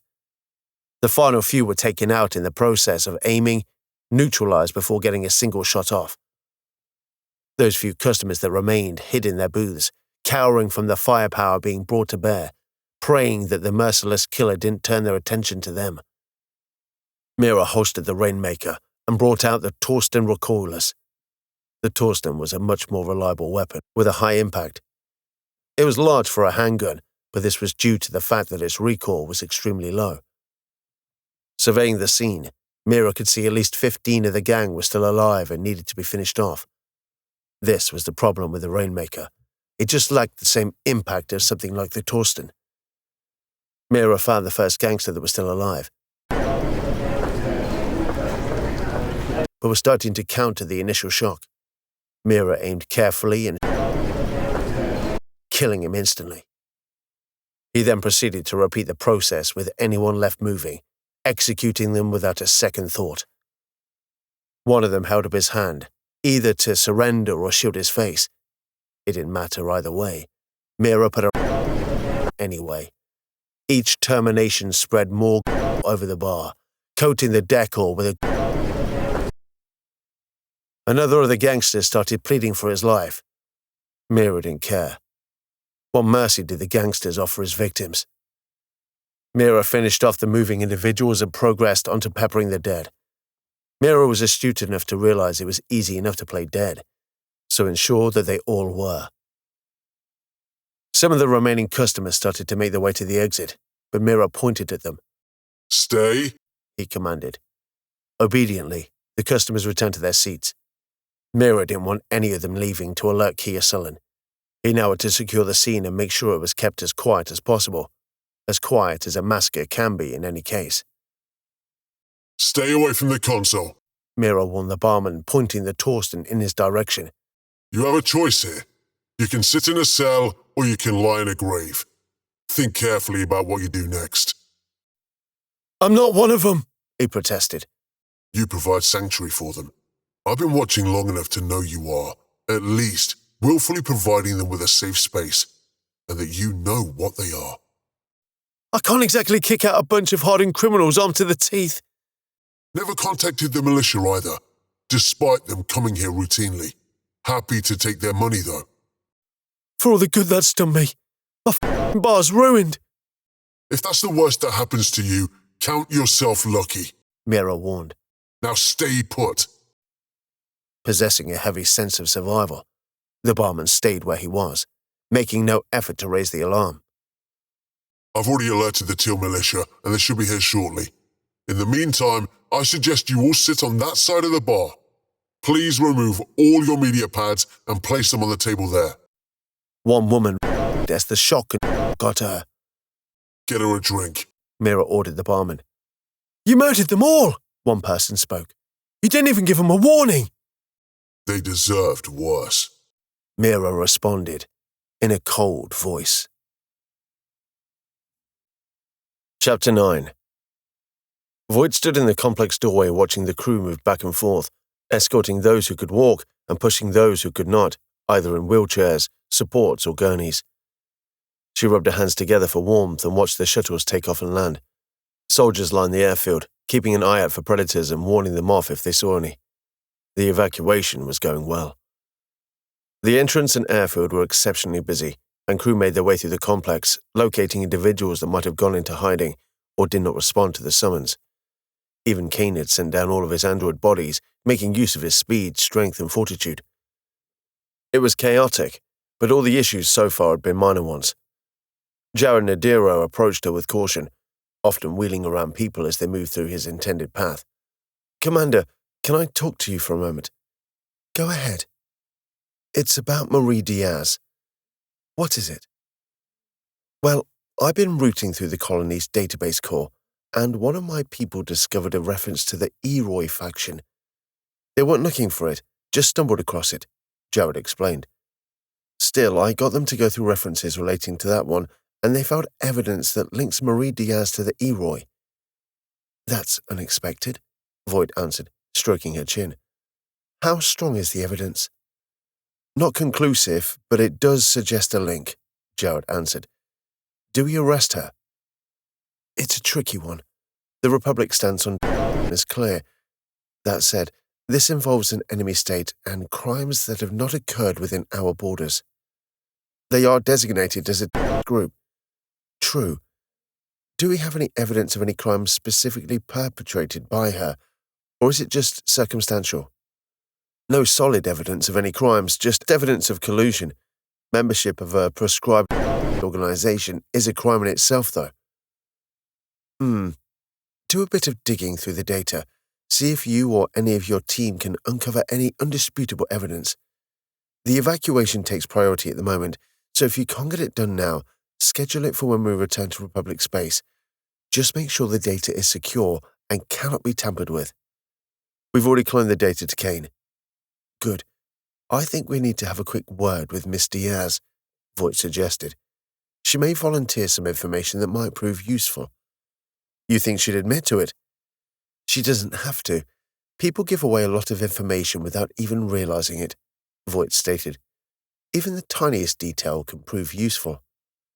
You think it's wise to make her aware that we found this information?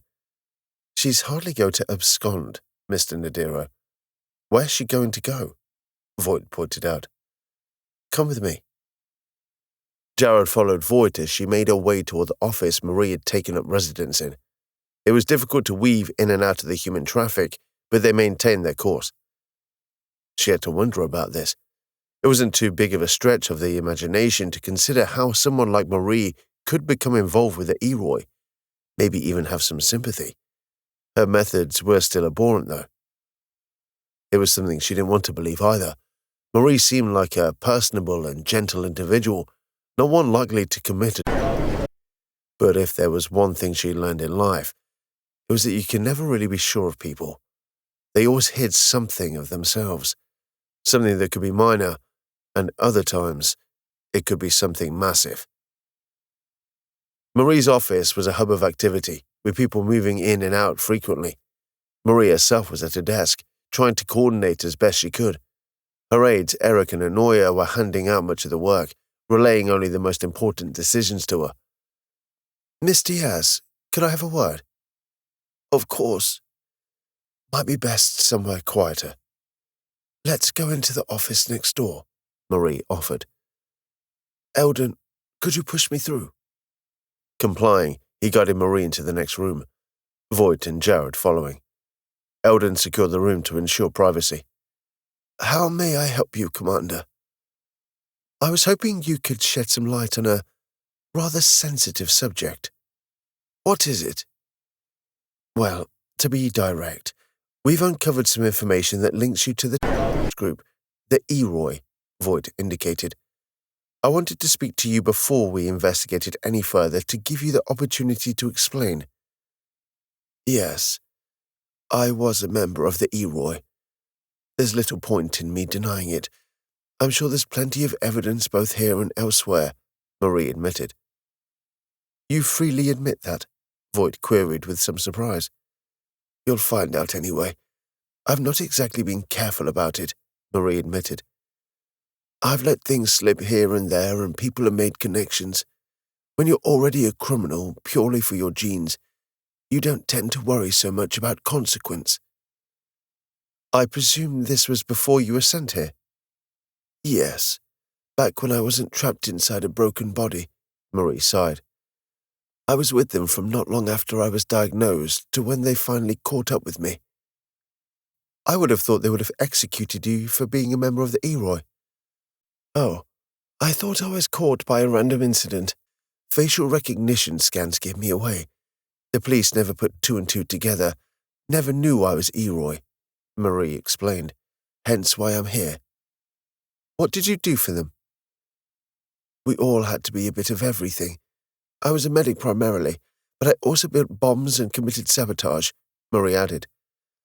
I even saved a number of people from the genetic police, hundreds even. Not sure what happened to them, but if only a handful got to live free lives, it was worth it. Was it worth the murder? The bombs you built would have killed many. And they aren't discriminate. Despite what the media tells the public, we weren't looking to kill civilians.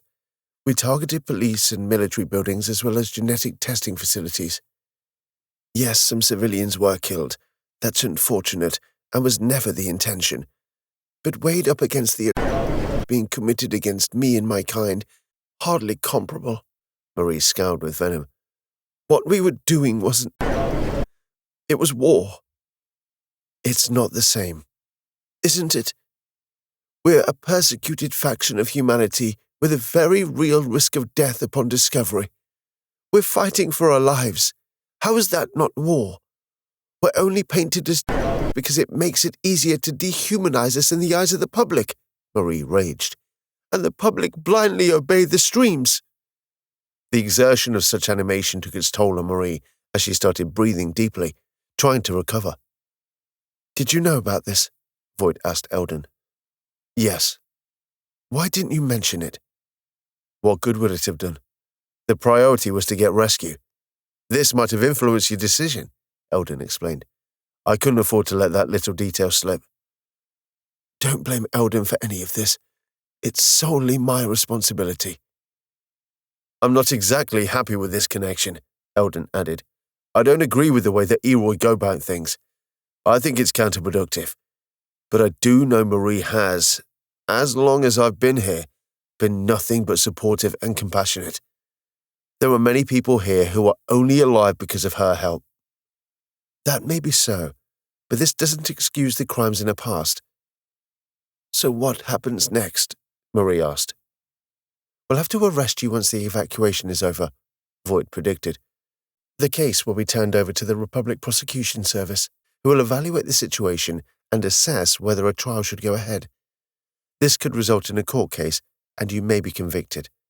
After that, they will decide your punishment, though they may take into account your confinement here. I accept that. It doesn't worry me. I've been a prisoner for a long time, and now I'm a prisoner in my own body. I might not even make it to trial. We may yet be able to save you. Even if you can, it holds no terror for me. I will endure. Marie's confession disappointed Voight. She wanted her to be innocent, but this was a vain hope, it seems. How could someone with such compassion operate as... Had she been a harsh person who changed over time? If she had been a medic, then she would have had compassion beforehand. She could understand her anger for the way she and the others had been treated, but that didn't justify the adoption of outright murder. You've got that look, Marie observed. What look? That I've let you down, Marie continued. I recognize it. Seen it enough times. You just didn't seem the type. Is there a type? Marie contested. The Eroy are not monsters. They're just people who have been vilified and abused since birth. They don't kill because they want to. They kill because they have to. Marie shifted uncomfortably in her chair. Thousands of sick and disabled children are exiled or every single day. She cursed. What is that, if not monstrosity? It doesn't justify... Voight responded. Define... Exactly.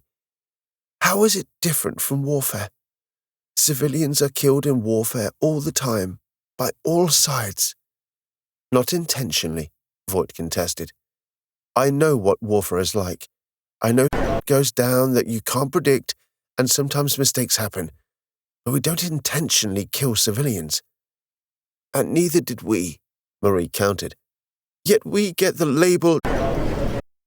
Marie settled down a little, composing herself. The first I built, I screwed up the yield. We planted it in a small flyer and parked it in a police station's landing bay, Marie recounted. I was in a small cafe down the street when I detonated it. It destroyed the police station, as intended, but it sent masonry and glass flying in all directions. Marie went quiet for a moment. It was obvious this was a painful memory for her. The woman who was waiting my table, she got a huge... I was horrified by what I'd just done and went to help her, but she bled out in front of me. All the time she was staring at me. There was no screaming, no crying, just stark acceptance that she had just a few seconds left. Marie went silent again, the remorse apparent in her voice. I went to help others that were injured. I patched them up as best I could, given the circumstances, she continued. And you know what the worst thing was? The survivors hailed me a hero for aiding the injured. Fortune knows how they would have reacted if they'd known it was my fault. You never told me that story before, Eldon spoke nervously. I nearly off afterwards, Marie admitted. I never intended that to happen. The police were legitimate targets. They were enforcing the purity doctrine, but the civilians... That was not intended, but, as you say, mistakes happen. Don't draw false equivalences. If the intent is the same, how is it not? Marie posited. Think of me what you will. All I care about is that everyone on this colony is safe. I don't care what happens to myself. I know what I am, and I submit myself to judgment. Voight was left a little stunned. Marie had left her deadlocked in the argument and powerless in authority. Whether this was intended was debatable, but this was clear that her defense was impassioned. She might have been imprisoned on the planet, but she had a freedom that was granted the dying, the freedom from consequence. I'm not going to lie to you, Miss Diaz, but from what you've told me, a custodial sentence looks likely. I've already paid for my crimes many times over. What difference will one more make? It was clear her actions haunted her, even if the intentions did not. Voight turned and left, unsatisfied with the result of this confrontation. Her initial impression of the woman had been shattered, and now it looked like she would be responsible for her incarceration. What do you make of her, Mr. Nadiro? I hadn't expected her to be so open about it. She feels guilty about it, at least about part of it. About the civilians. I'm not sure what she expected. It is a group. Her actions have been reprehensible, but it's hard to not have some sympathy for her. How can you have some sympathy for her? Jared argued, considering she admitted to planting in civilian areas. What we've learned of how Aleph have been treating the sick and disabled, can we be too surprised that they've resorted to violence? It's never the answer, sir. I'm not saying I support what the Eroi do, not by any means. I'm just stating that their motivations are understandable, Voight answered. Crimes are still crimes, but there are extenuating circumstances. Justice does need to be served, though. Doesn't matter if they have understandable motives at the end of the cycle. She still killed civilians. Some form of punishment does need to be implemented for it. Not disputing that. But it does kind of feel like a damned if you do, damned if you don't situation. So, what do you want me to do? Carry on with what you were doing. Compile all the evidence you can find and we'll submit it to the RPS. Let them determine what crimes she should be prosecuted for. Voight determined. Welcome. Hope you're enjoying this chapter. If you are curious about other chapters and stories, do please seek us out on the At Abyssal Depths channel. As you can tell, this chapter is censored and for good reason. The Void contains many adult themes, plenty of fruity language and some extremely violent imagery. Obviously, this makes them impossible to post without being demonetized. However, if you wish to watch The Void in all its gruesome, gory glory, then do please consider donating to the channel through our Patreon channel, listed in the video description. For just £1 British sterling a month, you'll gain access to all the uncensored content.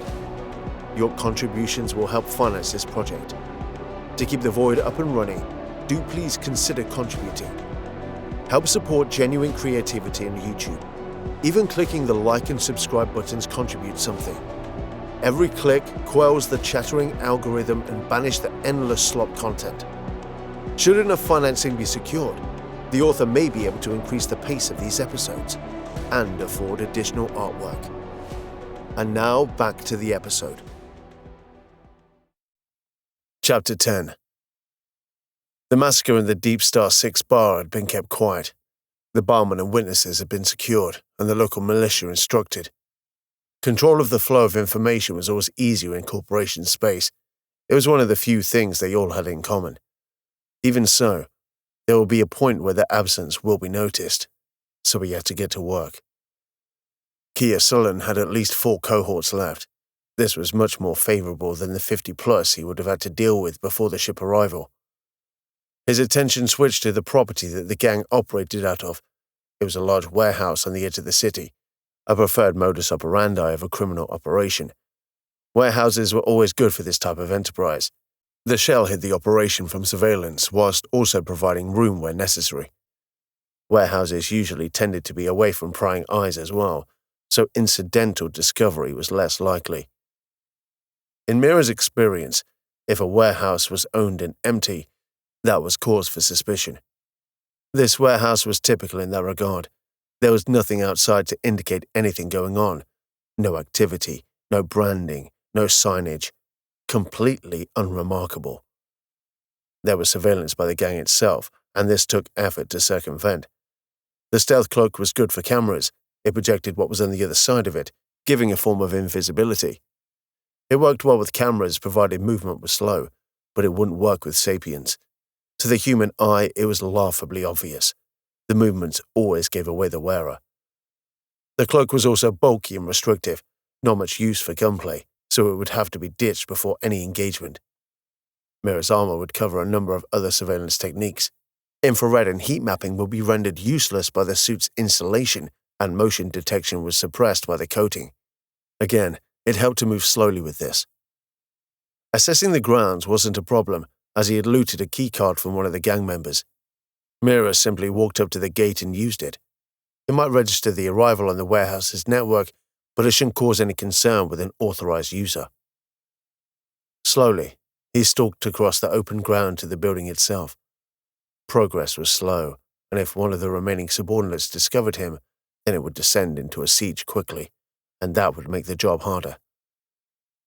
He could sense a few droplets of precipitation. This world did have a water cycle, though it was a little more complicated than the standard model. Rain was uncommon, but it did happen. For it to happen now would be disastrous, as it made its detection so much more likely. Mira started to move faster, reaching the outer wall of the warehouse. He sidled along the exterior until he reached a small door. Again, the keycard allowed him access. That was the hardest part of the infiltration done. But now, he had to locate all of the people on site, and he didn't want to confront Kia if someone could sneak up behind him. Methodically, Mira stalked through the smaller rooms until he came across the main open space within. Carefully, he checked in the room. It was mostly empty, save for a few vehicles that the gang would use. There were crates against the far wall, their contents a mystery. He could venture forth and investigate their contents, but this was too big a space. Mira would be exposed. Best leave them for now. He could suddenly hear footsteps and slinked into the space out of the way and partially concealed. The cloak would work here. Shadow combined with the cloak and keeping still would be enough. A single man, smoking what smelled like marijuana, passed by him. The man was unarmed and completely oblivious, not expecting any trouble. Mira pulled out a blade from his armor. He made a clinking noise, loud enough to inform the man, but quiet enough that only he could hear it. When the man turned in response, with his other hand he smothered the mouth. Very little noise came from the man. He placed the corpse where he had just been stood and retraced the man's footsteps. Voices could be heard. At least 2, maybe 3 individuals. Mira followed the noise until he found a sizable office. There were 2 people on one side of the room, and Kia Sullen could be seen milling around the room. They were discussing potential sales of the last cargo of slaves. Some they had sold in advance. Such was the product's popularity. 3 people in the room. There left at least 1 more unaccounted for. Mira had been around most of the building now. It was possible that any others were not on site. If he confronted Kia Sullen now, it did leave room for a possible ambush. Still, Mira knew that this was always going to be an issue. It was impossible to accommodate for every variable. As long as the odds were in his favor, he could shoulder the risk. Striding into the room with the utmost confidence and without any word of warning, Mira took aim and shot both of the gangsters on one side, taking them out with headshots. Kia hadn't even had time to react. Mira rushed Kia, covering the ground before Kia could even grab his gun. He reached for it as it rested on the top of a desk. Mira brought his hand down hard on Kia's, the hard armor glove smashing his bone. He screamed. Mira immediately switched to his free hand, grabbing the wrist with one hand and his knife with the other. Mira drove the into the desk. Kia now stood with one hand broken and the other pinned to the desk. Slamming his hand over Kia's mouth to stop the feral snarling coming out of it, Mira responded. Your gang's either off-world or lying dead in Deep Star 6. Those two and the downstairs are dead. You're the last one left. Mira watched him closely for any reaction that might give away if there were any others left.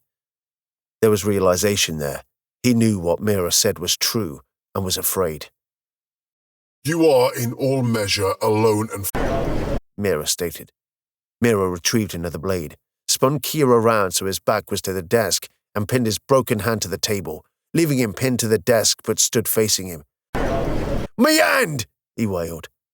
Mira went to the two corpses and tore some fabric from one of them, returning to Kia and stuffing it into his mouth, preventing him from vocalizing.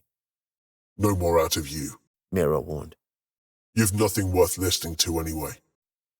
Kia cursed Mira constantly until the point where the material made verbal articulation impossible. He continued to make muffled cries and growls, but the noise level was much reduced. You may be wondering why you're still alive when the warrant for your arrest states that death is an acceptable outcome of your apprehension, Mira stated. You may be harboring some hope that I'm aiming to return you to the authorities to ensure you face justice. Even through the material shoved into his mouth, the obscenity he yelled was clear enough. This hope would be a mistake on your part, Mira continued. There will be no mercy granted to you, any more than you granted any clemency to the people you trafficked. Mira's usual dispassionate intonation became more fiery, more hateful. I believe in the need for justice, but it is not something that occurs without some agency. I also recognize that it is often in contention with the law, rather than being aligned with it. Mira extolled. But the natural order of things is for the craven to operate with impunity. Kia Sullen lashed out with his leg, hopelessly trying to reach Mira with his foot. Mira responded by removing and extending a baton and smashing Kia's leg as hard as physically possible. There was a crunching sound that indicated a possible... He struggled to stay upright, the pain in his leg forcing him down, the pain in his hands keeping him up. I was once a myself, Mira admitted. I was once at the mercy of people like you. I was stolen and traded like a commodity. But commodities were treated better. Commodities aren't abused in the same way. Commodities aren't just slick, depraved appetites. Nor are they humiliated at every turn for sadistic enjoyment. Kia stopped thrashing about, starting to take in what Mira was stating. Realization was creeping in. Realization that the pain he was experiencing was merely the start. I was one of the lucky ones. I escaped my bondage. Very few ever get to do that. Most die at the hands of their masters, or as a result of their negligence, Mira expressed. But my experiences filled me with hate for you and your kind. I made a solemn vow that I would send every single I encountered to the grave and as painfully as possible. Mira produced a slender, specialized blade from his armor. It was a little wider than a scalpel, but just as sharp. This was an implement designed for medical work and intended for combat medics, but it had other uses as well. My first ship I found myself on, I was little more than a child. Another one of them took pity on me and did everything he could to defend me. Barely a few days into my captivity, I drew the ire of the masters and they beat me mercilessly. My protector sprang to my defense, and though he was shackled, he still managed to get a hold of one of my assailants and bit him. Mira brought the blade up to Kia's face, dragging the sharp edge slowly across his skin. It worked after a fashion. They all turned their attention to him, piling on top of him and restraining him. While he lay on the ground, utterly immobile, one of them took out a knife and... Mira explained. But their reasoning didn't need both eyes to work. The scalpel got perilously close to Sullen's eye. I'll never forget those screams. He suffered that to save me, and I never got the chance to repay him. I never saw him again after we arrived at our destination. Mira sighed. Have you ever taken out someone's eye? I'll bet you have. Slavers have a tendency to go after either the face or the... They were commonly targeted areas, being the most sensitive areas. Hands and feet could be targeted too, but they were considered to be useful to a worker. It's messy work, not for the blood, but for the aqueous humor. And it comes out under pressure and squirts some distance. Mira elaborated. And it's hard to avoid given the size of the eyeball. Mira pressed the edge of the blade against Kia's eyeball. The pressure was very gentle, just enough so that the weight of it could be felt. Yes, you know. I can see it in your reaction. You know what's coming, don't you? Kia's face was ashen, all blood having drained from it. His fear was palpable, manifest through a cold sweat and the reek of urine. Like all of these parasites, they had an appetite for inflicting it, but none for withstanding it. There was begging now. Mira couldn't quite make it out, but he wasn't interested. His own voice was all rage and fury, each word enunciated with pure hatred. Don't you dare beg. Learn what it is to be helpless against such torment. Mira chastised. Suffer, as we all suffered. Mira sank, approaching it sideways to direct the jet of aqueous humor away.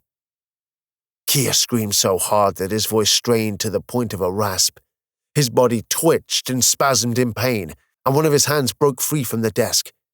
His impaled hand heading towards his face in reaction. Mira spotted it, grabbed it, and secured it once more. Mira kept cutting the wound with the intent to cause the maximum amount of pain as he could manage. He from the socket and discarded it. Kia now just whimpered, unable to scream anymore. Now do you understand what it is to be a... A cold dispassion returned to his voice. He placed the scalpel on the desk with precision, now stained with blood and aqueous humor. He backed away and let Kia ruminate on his suffering. And this is just the beginning, Mira warned. Chapter 11. Akari shuffled around the sparse training room, or what could be considered a training room if she was generous. She'd come down to the planet to give a lecture to the colony's leadership and to explain what would happen after the evacuation. There was around 50 people in the room, including Marie, Eldon, and Telford. The commander also sat in on the session, as to answer questions that would lie outside the doctor's purview. I'm Dr. Akari Takuma, Chief Medical Officer on board the Liberator, and I'm here to explain what is going to happen after the evacuation, she announced. I know it seems a little premature given the evacuation is ongoing, but I understand there are many frightened by this event, and we want to reassure you about what is going on. Akari watched the audience carefully to see if there were any questions. I know it's a rather chaotic environment at the moment, but if you can disseminate this information as best you can, it will help alleviate stress and help the evacuation run just that little more smoothly. We're not going to be able to get around everyone, came a voice from the back. Nor do I expect you to. We'll be releasing the same information over the public address system on a routine basis. We just want you to be able to answer questions and ensure the message reaches as many people as possible. The answer satiated the query. Akari waited a few moments longer, just in case there were further follow-up questions. First of all, why are the Republic here to perform an evacuation, and not Aleph? Akari stated. As you may or may not be aware, Marie Diaz sent out a small group of people to request our help, which we have accepted. Now this is problematic, as this is Aleph territory. Our presence here will create a diplomatic incident, at the very least, if we are discovered. Therefore, the quicker we get everyone on board, the quicker we can leave. We don't want any conflict, nor do we want to leave anyone behind. It was difficult to balance the need to express urgency without inspiring panic. Akari didn't want to be so blunt as to inspire fear, but she felt she achieved this. Now I can imagine there will be a lot of anxiety about what will happen when we return to Republic space, Akari continued. All the evacuated colonists will be granted citizenship and will become part of the Republic. They will be integrated where possible and placed into care facilities where not. Where are the care facilities? Someone hollered. Most are in the Republic's core worlds, Triskel, New Amsterdam, Naga, Hotspur, all worlds with renowned care facilities. They will receive the best care possible, no matter which facilities they go to. We will endeavor to keep groups together as much as possible, but that might not be entirely possible. The Liberator has streams that showcase each of the facilities, as well as datasphere tours, Akari explained. It was difficult to refer to the location she was mentioning without embellishment, and she wanted to avoid making it sound like a sales pitch. She wanted to reflect honesty, not propaganda. Those of you who can will be offered the chance to retrain and find an occupation. There are many educational opportunities available, and there are always positions available. New colonies are always crying out for those who want to found a new world, Akari expressed. The Republic believes in identifying an individual's skills and helping them make the best of those skills. There are many among the Liberator's crew that would be considered disabled under Aleph, so we're not talking about menial labor here. Akari thought this was an important distinction to make. The Republic had always prided itself on its inclusivity, and she wanted to make sure that this was made clear. In the Republic, there were no second-class citizens. In addition to this, for those who have a condition that we can cure, you will be offered that option for free. These would need to be assessed on an individual basis, but where we can, it will be offered, Akari proposed. Now I understand this can be a sensitive subject, and some men wish to elect for a cure, and that is acceptable too. The Republic is about giving the option to those who want it, not forcing it on those who do not. Can I get my hands fixed? Eldon wondered. Yes, we can. New hands can be grown from your DNA and used to replace your existing ones. You'll have to relearn how to manipulate your environment, which will take some time, but you can have standard hands. Akari was keen to stress the standard rather than the normal. What about Down syndrome? There is treatment for that as well. What do you reckon, Telford? I don't know, Eldon. I like being who I am, Telford countered. If you're happy, we've no wish to change that, Akari reminded. It's available to those who want it, but don't feel pressured into it. The choice is up to you. Well, I'll take you up on that, Eldon announced. Telford looked at Eldon with some surprise. I'm sorry, Telford, but I'm fed up with being so clumsy and lacking your finesse. It's okay, Eldon. I know it's always bothered you. Hey, you'll be able to teach me how to shoot properly, Eldon proposed. I'm not sure anyone can, new hands or not, Telford chuckled. Eldon elbowed Telford playfully, and then blushed as he made eye contact with Voight. A small smile appeared on her face as she witnessed their good-natured rivalry. Even with Ms. Diaz here, there is some hope in the incarnate process.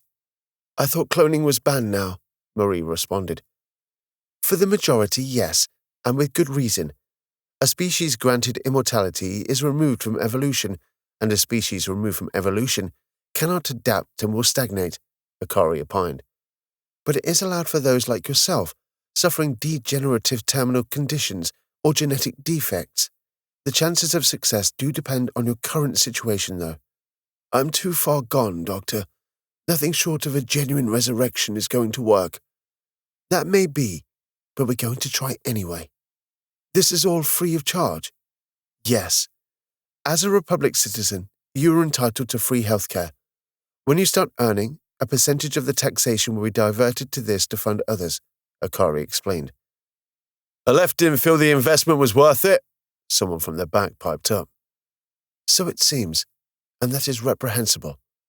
Treatment can be expensive, this is true, but to deny people the opportunity is cruel, Akari emphasized.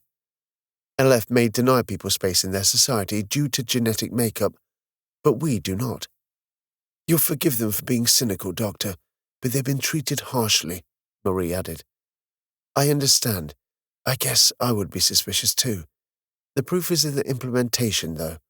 You will all see for yourselves that this is no idle boast, Akari inspired. I'm not saying that we are perfect, but we are trying to make things better for everyone. Frankly, I think we'd all settle just to be off this Eldon mitigated. This provoked some amused murmuring. Now we do have a time limit here, so the quicker we can get everyone on board the Liberator, the better.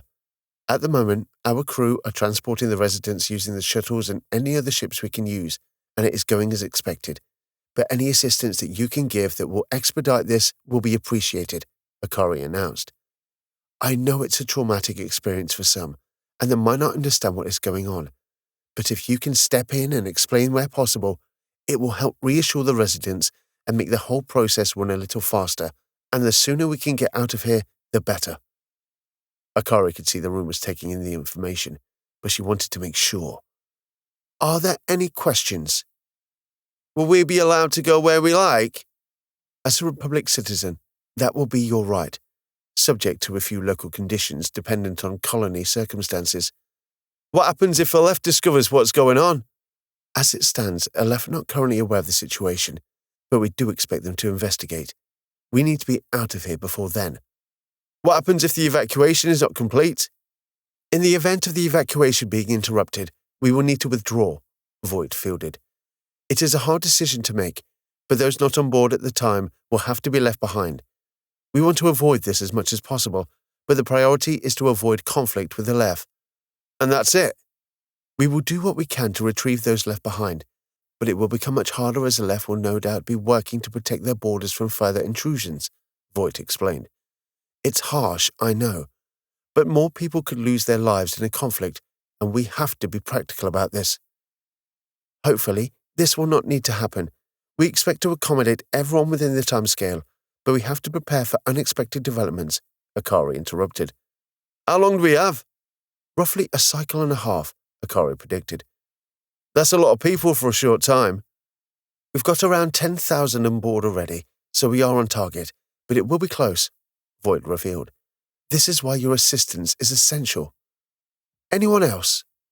There were no more questions, it seemed, although there was a clear tension in the room. It was a tight schedule, and they all knew it. Okay, we'll end it there.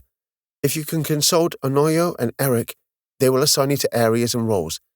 Major Varma will be in control of the landing pad, and Lieutenant Commander Ilias will be in charge of the evacuation on board the Liberator, Voight announced. I will be coordinating ground operations overall, so feel free to ask any one of us if you have any questions or you have capacity for reassignment. Let's keep this transition as smooth as possible, and good luck to you all. The group started filtering out, keen to return to their duties. Telford moved to push Marie's wheelchair, but Eldon remained behind. Commander, could I have a quick word? He asked. Sure, Voight responded. I know you're busy, but I wondered if you had a moment in your schedule in the near future, so we could discuss where to go next. Perhaps over dinner? Eldon flustered. Halfway through the sentence, Voight realized what was coming and started smiling. Eldon's awkward bumbling was quite charming and sweet, resembling more a bashful young boy than the confident adult he projected. I'd love to, Eldon, but finding the time may be a little difficult at the moment. Eldon hunched slightly, crestfallen. This just enamored Voight all the more. If you're willing, I'll let you know when I have some free time. It might have to be on a moment's notice, but we can do it, if you're able. I'll make time. Eldon beamed back, grinning with boyish enthusiasm. Let me know, and I'll be there. Okay, I'll see you later then. Eldon started to bound out of the room after Marie and Telford. Did he just ask you out? Akari questioned with a sly smile. Yes, he did, Voight responded. That was sudden. Did you have any idea that was coming? I did think he was at least a little attracted to me. Did you? He just seemed that little more warm and accommodating to me, a bit more eager to please, Voight observed. He was very matter-of-fact with the captain and the others. You like him? Oh, he seems perfectly charming, confident without being arrogant, but self-effacing as well. He's obviously quite a caring person, Voight commented, not intimidated by my rank either. You get that a lot? Some men just can't handle it. You ever come across that? Once or twice. Authority does seem to scare some of them. I do wonder if that's an authority thing or a gender thing, Voight wondered. Or a bit of both. For some, definitely a gender thing. Still, Eldon doesn't seem bothered by it. You'll have to let me know how you get on, Akari joshed. Is this gossip or patient confidentiality, Doctor? Voight mocked. It can be both, Akari teased. Well, I'm not one to kiss and tell, Voight feigned indignance. Now, if we can leave the subject of my love life alone for a moment, we do have work to do. Chapter 12. The transport ship was filled to capacity, with just barely enough additional space for a few extra personnel from the surface. Eldon could see it was going to be a tight fit. Okay, you're clear to get on. The individual counting the passengers was part of the security detail that was performing the logistics, assigning people in the queue onto the craft currently present on the landing platforms. The queue started at the entrance, as it was too cold to linger outside. Even the Republic uniforms were supplemented with additional garments to help keep the freezing cold out. Only their faces were left exposed, their heads wrapped in smart fabrics. Both Eldon and Telford clambered onto the shuttle, quickly followed by a uniformed individual that Eldon had seen Voight with before. Hi, the man smiled, the introduction being necessary in such tight confines. I'm Jared. We've met. Yeah, I'm sorry about what transpired with Miss Diaz. Not as sorry as we are. I know it seems harsh, but we do have to follow due process. We can't ignore potential criminal acts, no matter the justification. I don't like it, but it was always going to be a possibility, Eldon stated. Her past was always going to catch up with her. Difficult to escape a past like that. She will be treated fairly, Jared assured. Given her condition, if a custodial sentence is given, it will be to a secure care facility rather than prison. I knew she'd been a terrorist. She didn't hide it, but she didn't like talking about it either. I guess she was ashamed of what she'd done, Eldon assumed. Hard to reconcile that to the woman we've known. Marie was always good to us. She's helped save many lives over the years, Telford defended. I'm sure that will be taken into account. It was clear that Jared was feeling very awkward with this encounter.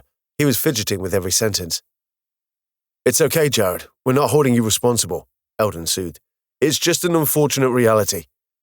I'm glad you're being reasonable about it.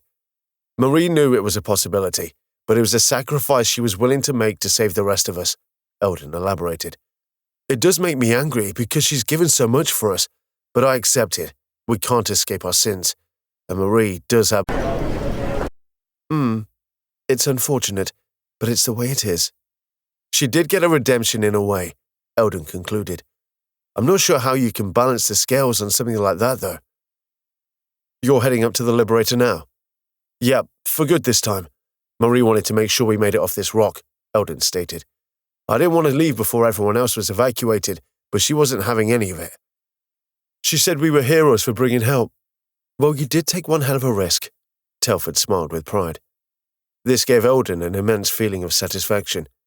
Telford was shedding the grim attitude and becoming more jovial. It was a genuine pleasure to behold. What do you do on the Liberator? Eldon asked. I noticed from your insignia that you're an officer. Jared raised an eyebrow, surprised at Eldon's attention to detail, especially given his lack of exposure to Republic military doctrine. I'm the chief engineer, Jared replied. Engineering and technical. So you make the Liberator run? Telford inquired. Yes. Sound. Telford used a colloquialism to describe his awe. Then what were you doing on the surface? My team are assessing what would have been needed on the Liberator. You know, what life support systems would be needed. I have to admit, I'm quite impressed how you managed to keep everything going. There were some inventive improvisations there. My man Telford had a hand in that. Really? I did some of it, Telford admitted, but there were plenty of others as well. Do you know much about engineering? Don't know really. I just put things together until they work or they explode. He's stubborn. He keeps going until he gets it right. Ah, a trial and error kind of guy. Mostly error, Telford corrected. You given any thought to getting into engineering when we get back to the Republic? Jared suggested. Good engineers are always in demand. I don't know. I'm not very smart. Not really. It takes me forever to learn something new. My father always says, better to be slow and right than fast and half-assed, Jared opined. It's sound advice. I don't know. Tell you what, when we're back in Republic space, come and see me, and I'll take you around the bows of the ship. See if it interests you, Jared offered. If you have an interest in it, you'll learn it. I'd like that, Telford thanked. You look after the whole ship? Yep, I got lucky. I got assigned to the Liberator, Jared enthused. Must have impressed the right people. It must take a lot of looking after. Something that big, Telford questioned. Fortunately, I have a good team to help me. People from all across the Republic, from all manner of backgrounds, Jared informed. A few of them have conditions like yourself. Really? One of my best engineers is autistic. He does have his challenges, I will admit, but if you want someone to do some deep analysis, there's none better than him. It must be nice to work on a spaceship like this. It is. I wouldn't change it for the universe. It can be dangerous, though, and stressful, Jared stated. But you don't have to work on a ship as an engineer.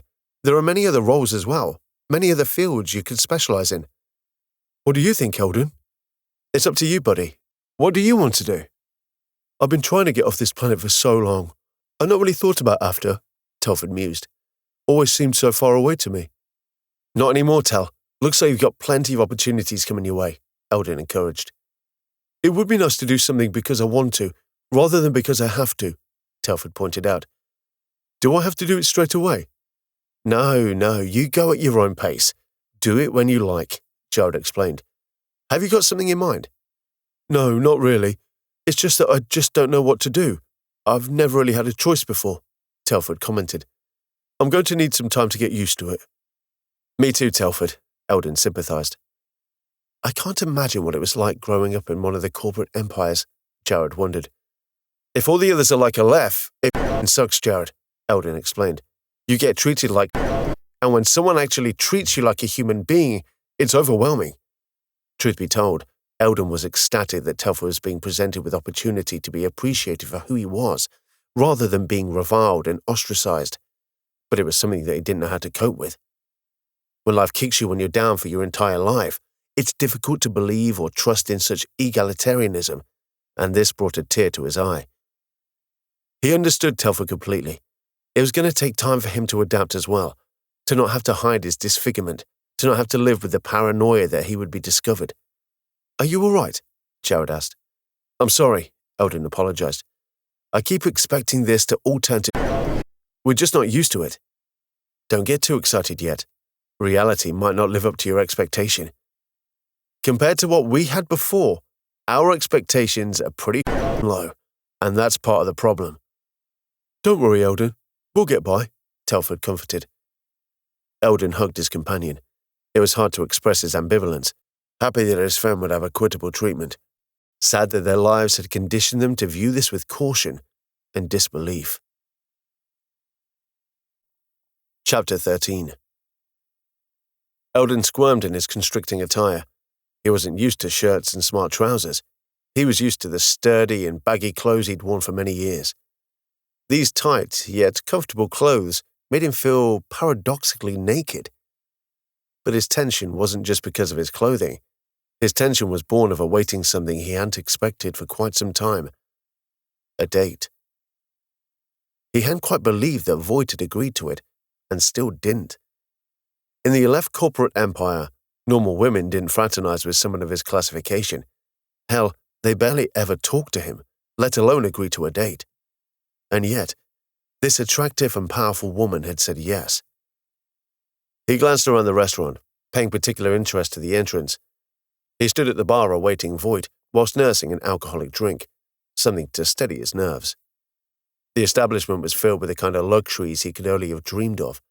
He was used to utilitarian plastic furniture and cushions that had been taped up many times. Chairs with pristine cushions and wooden tables was something he had not seen for many years. It was hard to imagine this was a military ship. His attention suddenly spiked as he noticed Voight walk through the entrance. She was still in a uniform, and her long dark hair still tied back in a ponytail.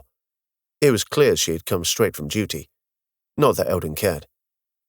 She noticed him and strode confidently up to him. "Sorry I'm late," she apologized. "If anyone's got good reason to be late, it's you. I know this was a bit short notice, but it was all the time I could spare, I'm afraid." "I know you're busy. I'm just glad you came," Eldon answered. "Would you like a drink?" "I'll just have a ginger beer, please," Voight requested. "I may get called back at any moment." Eldon ordered a drink and notified them he was ready for seating. "No rest for the wicked," Eldon commented with a wry smile.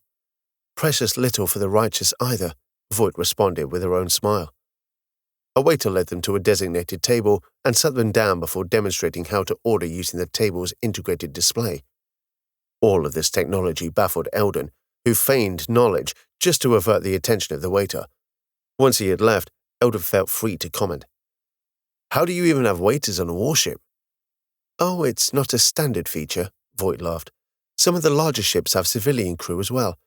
The Liberator has many roles to fill, including diplomatic missions and cultural exchanges, so they become necessary.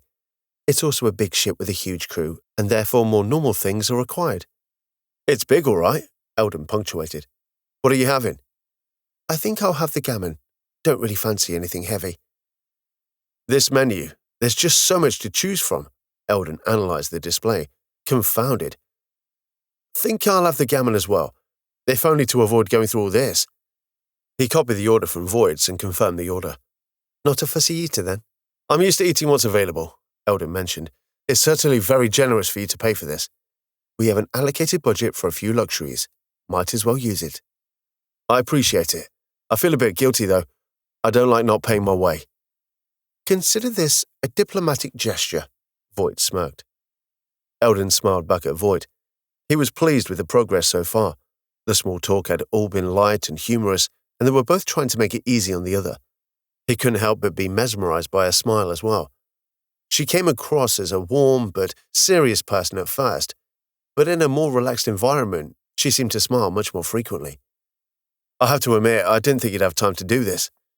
"I have some persistent lieutenants and lieutenant commanders below me with a stubborn captain above me, all insisting I take a break," Voight revealed, "and we're all ahead of schedule now, so it's all going well." "Well, I'm glad your colleagues are so insistent." "You really didn't want to spend this time planning, though, did you?" "No, not really. I just wanted to spend a little time getting to know you." "It would be nice to talk about something not relating to the mission for a bit." "You've been so accommodating and generous with us. You're not at all what I expected from a military type, if I'm honest," Eldon commented. "In a good way, I mean. We're not the military you're used to. It's not just you, but the others as well. The captain, yeah, he's kind of what I expected, but the rest of you, you've been, well, a revelation." "Don't let the captain's serious demeanor put you off. He's quite a caring person as well." "So what made you join the military then?" "Probably my parents, if I think about it," Voight admitted. "They're both passionate supporters of democracy and freedom, and they both believe you have to fight to keep it. The price of freedom is eternal vigilance and all that." "And you grew up with the same beliefs?" "Hard not to in that household," Voight added. "My mum fought in the rebellion, and my dad was a journalist who told the truth and got blacklisted and arrested for it. They met when my mum freed him from prison. They settled down and had a family together, but never really lost that fiery passion that made them stand up for their beliefs in the first place. Even now, my dad is a man of words, and my mum is a woman of action." "I'm guessing you take after your mum," Eldon observed. "I like to think I've got a bit of my dad in me as well," Voight corrected. "Mum was never diplomatic." Eldon chuckled. "Any of the family?" "Brother and a sister," Voight expressed, "neither of whom was so inclined. Cassandra took after Dad and became a journalist, and Nico has his own manufacturing business." "Must be nice to have strong family bonds." "I'm sorry. I didn't intend to remind you of your own past." "Hard to avoid, really. Family is a good part of most people's lives and hard to avoid," Eldon dismissed. "I think my parents meant well. They looked after me up until my teenage years, at least. There was love there, but they were just eventually crushed by societal expectation." "They must have done something right, as you seem a charming, well-adjusted individual." This was a pleasant compliment to receive, and it gave Eldon a warm feeling. That's nice of you to say. I mean it. The relationship you have with Telford is lovely, just like family. As far as I'm concerned, he's my brother. You take good care of him. It's the other way round, Ellen. He looks after me, Eldon announced. I owe him my life several times over now. He gets underestimated a lot, but he's a lot more capable than he appears. It's sweet how you defend him so passionately. Their dishes arrived, the waiter slipping them discreetly in front of them. I'd just like to see him get the credit he's due. He will, Voight conceded. You two meet down there? Yeah. Telford has been there longer than I. We started working together and found we worked together really well. Over time, we've become more and more reliant on each other, kind of like a symbiosis. He's the fixer, I'm the operator. He's the hunter, I'm the diplomat. Bit closer than me and my siblings. Put me and Cass in the same room and we'll start fighting sooner or later. And who wins? Me, of course, Voight continued. Well, I'm the one who paid attention when Mum taught us to fight. Eldon laughed loudly. Me and Telford have got a bit of a rivalry going on, but it never gets nasty or personal. It's all just good banter, really, Eldon revealed. So, you joined the military as like your civic duty? In a way, yes, Voight agreed. The Republic has only been around for a short while, and it's certainly fragile. It's surrounded by enemies that feel it's a threat to their dominance they have over their populations. They're afraid that it will spread. So it needs defending. Always something it needs defending from. But it's why I joined, Voight explained. Mum was proud. I don't think Dad was pleased with his daughter risking her life, but he'd never stand against Mum. Eldon laughed again. And you're a commander. That's pretty damn impressive. You can't be any older than I am, he noted. I worked hard for it, she emphasized. I don't doubt it, Eldon accepted. You're pretty awesome from my point of view, at least. Flatterer. You're saving 40,000 people at considerable risk to yourself. How is that not awesome? You traveled across the void in that barely space-worthy cargo ship to get help. That was a pretty big risk too, she retorted. I'm surprised you made it as far as you did. Necessity for me. Choice for you. Much as I'd like to take all the credit, Voight smiled. The decision was a group one. None of us do these things in isolation, but it's the intention that matters. Let's just agree that we're both awesome and leave it at that, Voight proposed. I feel uncomfortable with praise. I know what you mean. You can't help but feel what are they after. Voight smiled at him, knowingly. It was clear she understood his motivations, and he felt flustered again and dropped his fork. It clattered against the plate and came to rest on the table. Sorry, I can be quite clumsy at times, Eldon apologized. Fine control lets me down sometimes.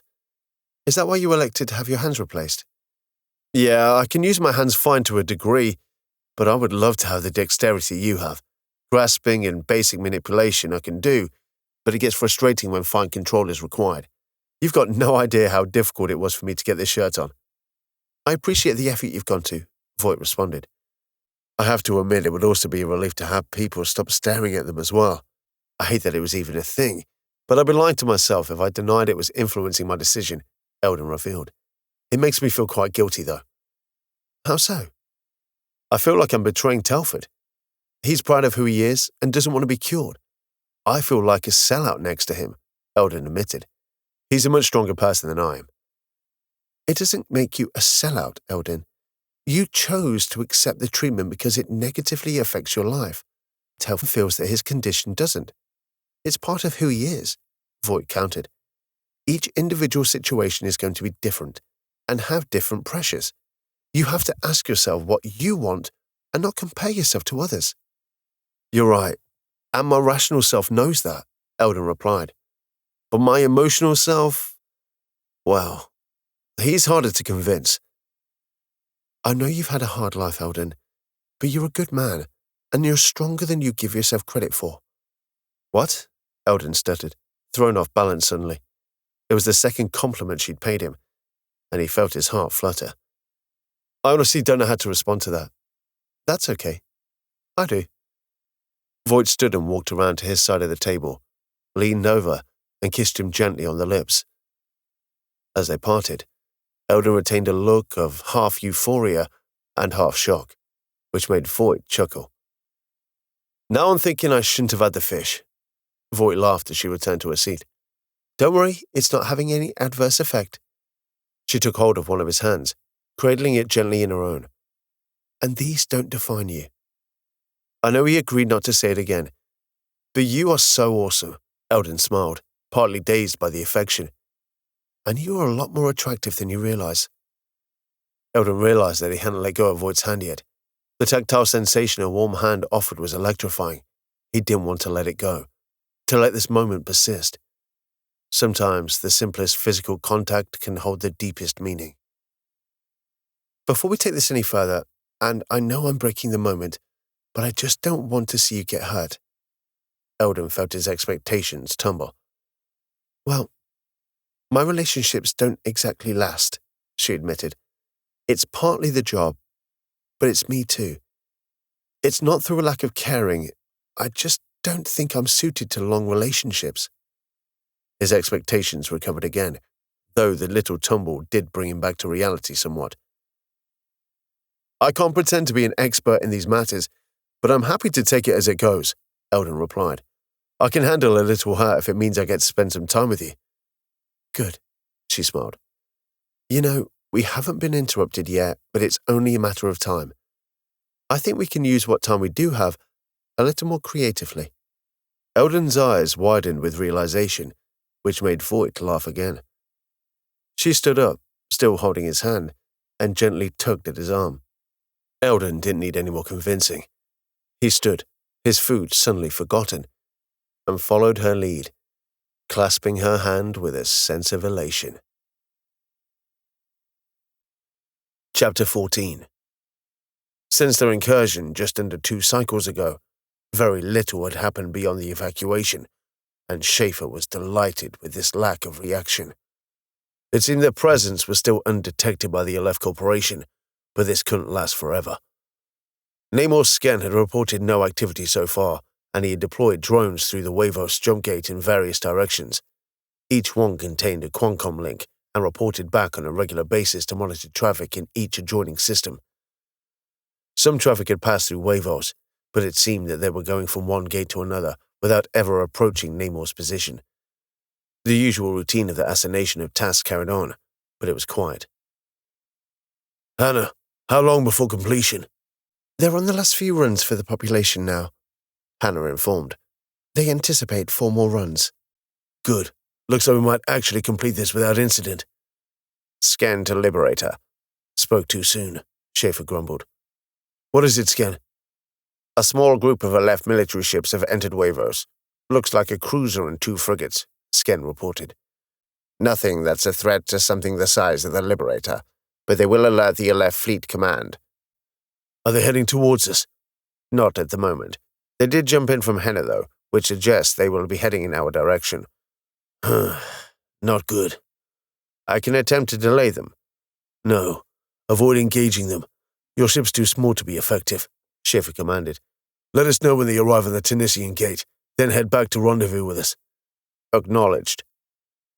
Schaefer had to admit, Scanner behaved impeccably, but that may have had more to do with the Guardians than any real desire. Still, it was a relief he was causing no issues. Commander, the sands of time are running out, Schaefer reminded. Be ready to abandon the evacuation on my next notification. Commander Voight took this information seriously. They were so close to evacuating everyone. She really didn't want to leave anyone behind, but they couldn't be discovered either. Kane, ignore safety limit recommendations, she ordered. Get as many people on board as you can physically fit. Leave the gurneys behind and carry those residents that need them. Some of them are very sick. It could cause complications. Better than leaving them behind. Do it. Yes, Commander.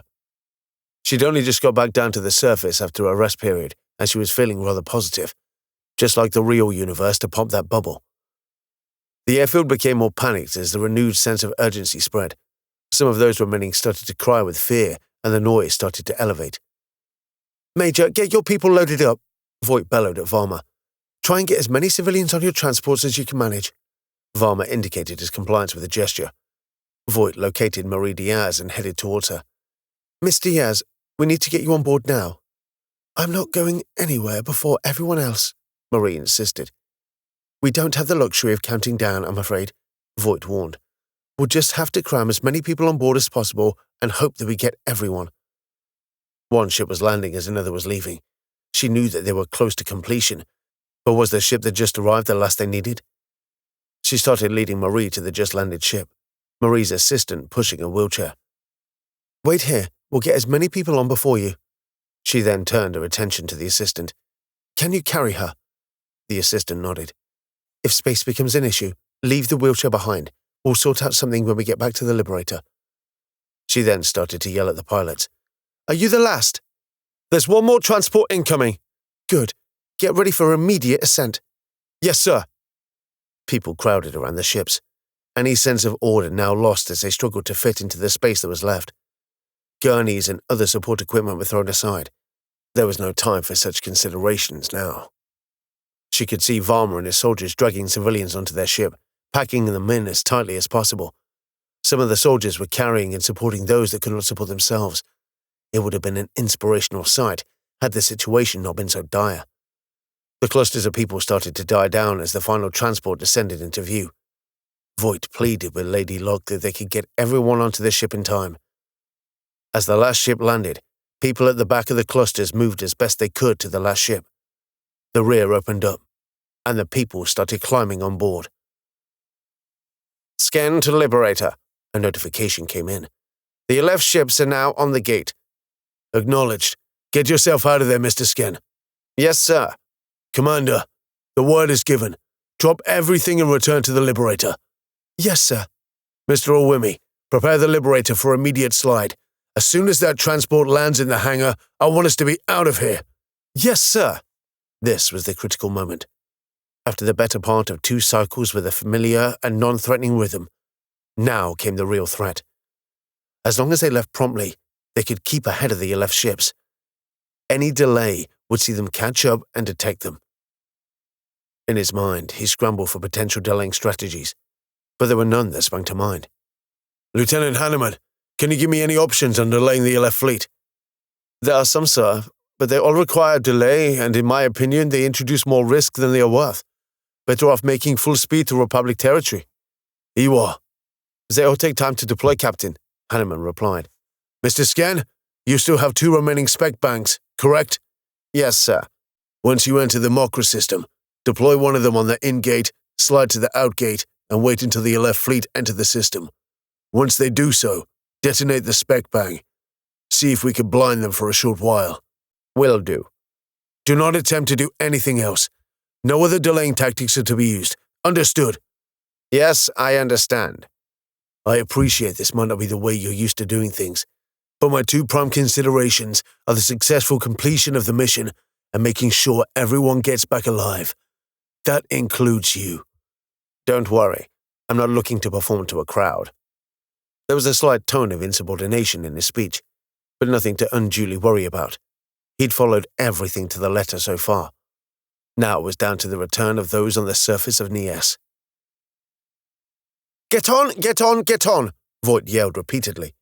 There was a crush as the last few people clambered up the ramps of the last 3 transports. Voight hung off the back of one, Marie and her assistant beside her. Varma's craft retracted its ramp, barely able to shut completely. It started ascending as it made its way back to the Liberator.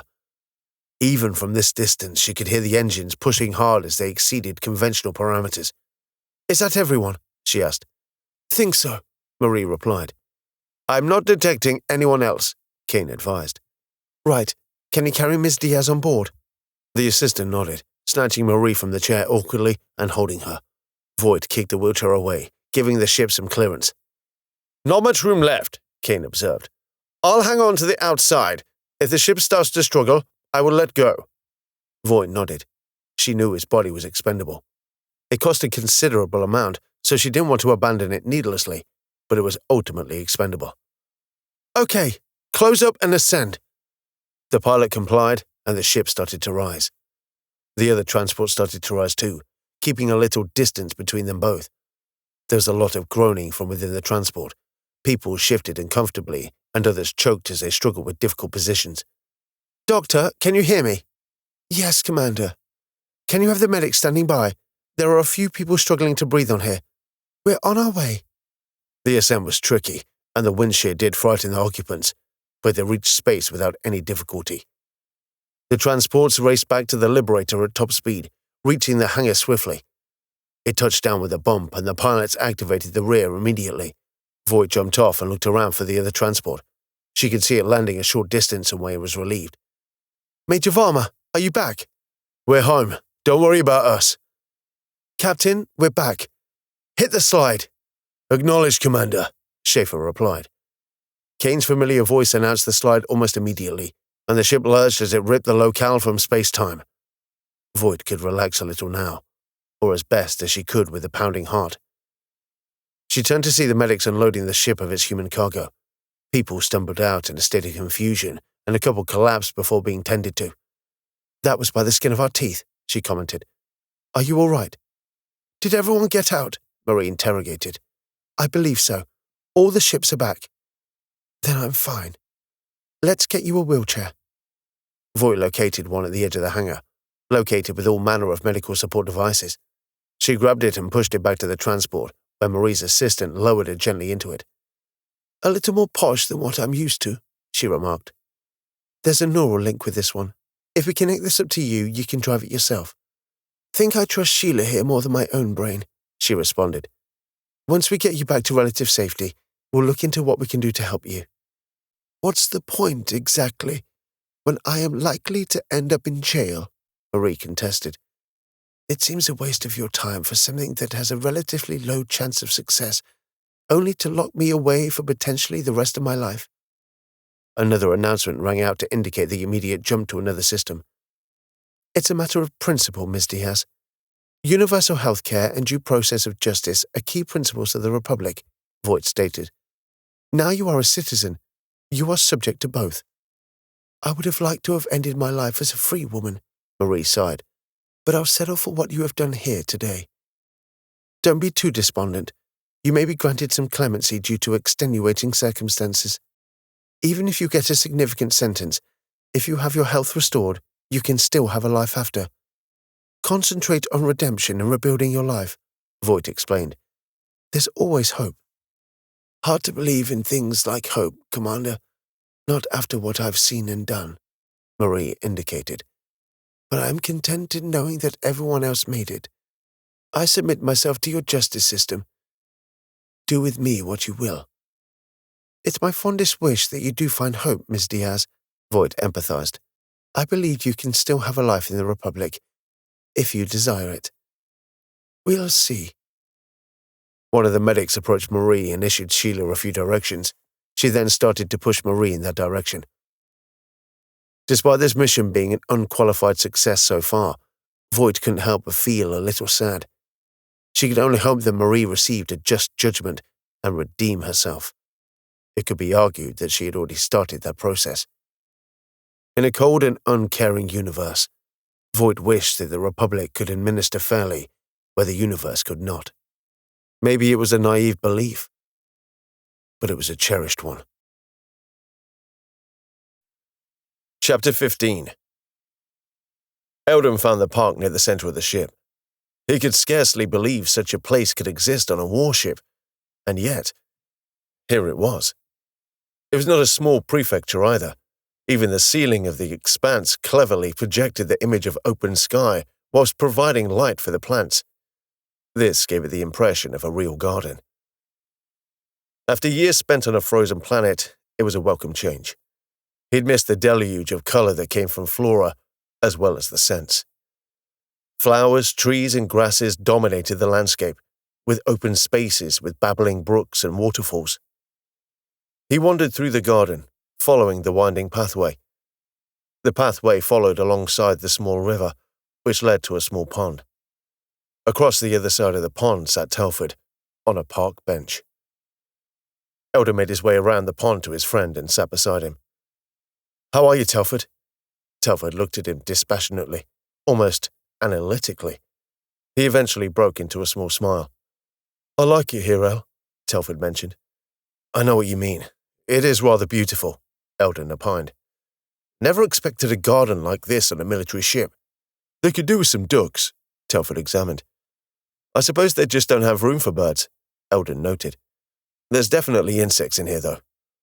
Not so much fun feeding the insects, Eldon chuckled. Why are you so happy anyway? Telford prompted. You're grinning from ear to ear. Just in a good mood. Telford went quiet for a moment as he gave this some thought. Then he started to smile broadly himself. I know why you're happy. No, Eldon responded with realization. Your date with the commander went very well then, Telford laughed. Only a woman could get you to smile that way. I knew I shouldn't have told you about it, Eldon sighed with resignation. You'll just make fun of me for ages. No, I won't, Telford answered, restraining his smile. I'm pleased for you. Telford put his arm around Eldon and gave him a hug. Thank you. So? So what? You going to tell me what happened? Telford teased. No, a gentleman doesn't tell. When did that happen? You becoming a gentleman? Since last cycle. The pair smiled at each other, reveling in their playful rivalry. Now will you give it a rest, Telford? Telford conceded with a giggle. They sat there for a while just enjoying the ambience. There was something about the sound of water trickling that filled him with tranquility, and he closed his eyes to concentrate on it. As such, he didn't notice Voight stroll up to him until Telford mischievously elbowed him. Ah, there you are, Voight announced. Kane said you were in the garden. Your ship told me you had a garden. Thought I'd meet Telford here and investigate. It is nice, isn't it? It's wonderful. Quite a surprise as well. It's something the Republic's trying to do with the larger warships. It's meant to help with morale on long-term deployment. Personally, I love it, Voight expressed.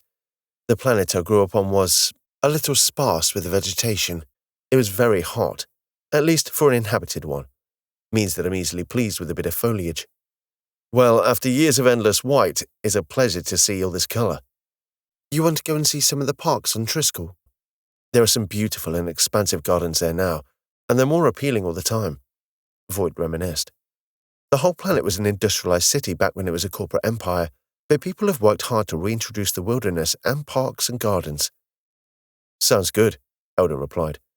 Hope they have ducks, Telford stated. I know at least one of them does, Voight answered, taken slightly aback by the sudden reference to the waterfowl.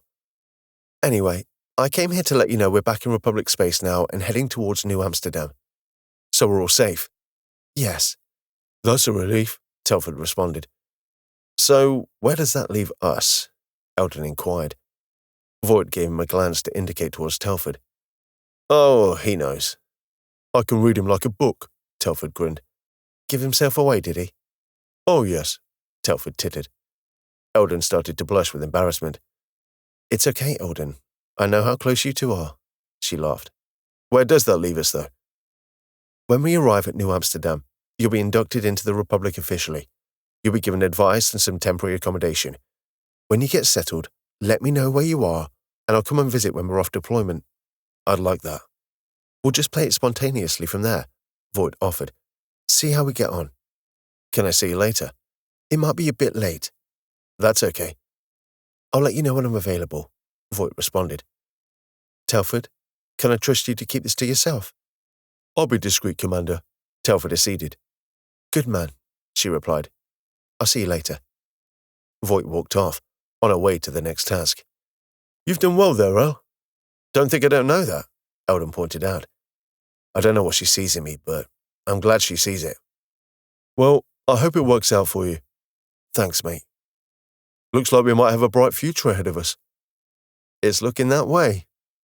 It's not going to break up our partnership, though, Telford smiled with a hint of playful wickedness. You'll need someone to keep you out of trouble. I wouldn't have it any other way, my friend. Chapter 16. Miracandor stared down at the piteous remains of Kia Sullen. If he didn't feel such deep hate for them, he might have felt sorry for him. Such was the devastation that had been wreaked upon him. Little was left that hadn't been violated in some way.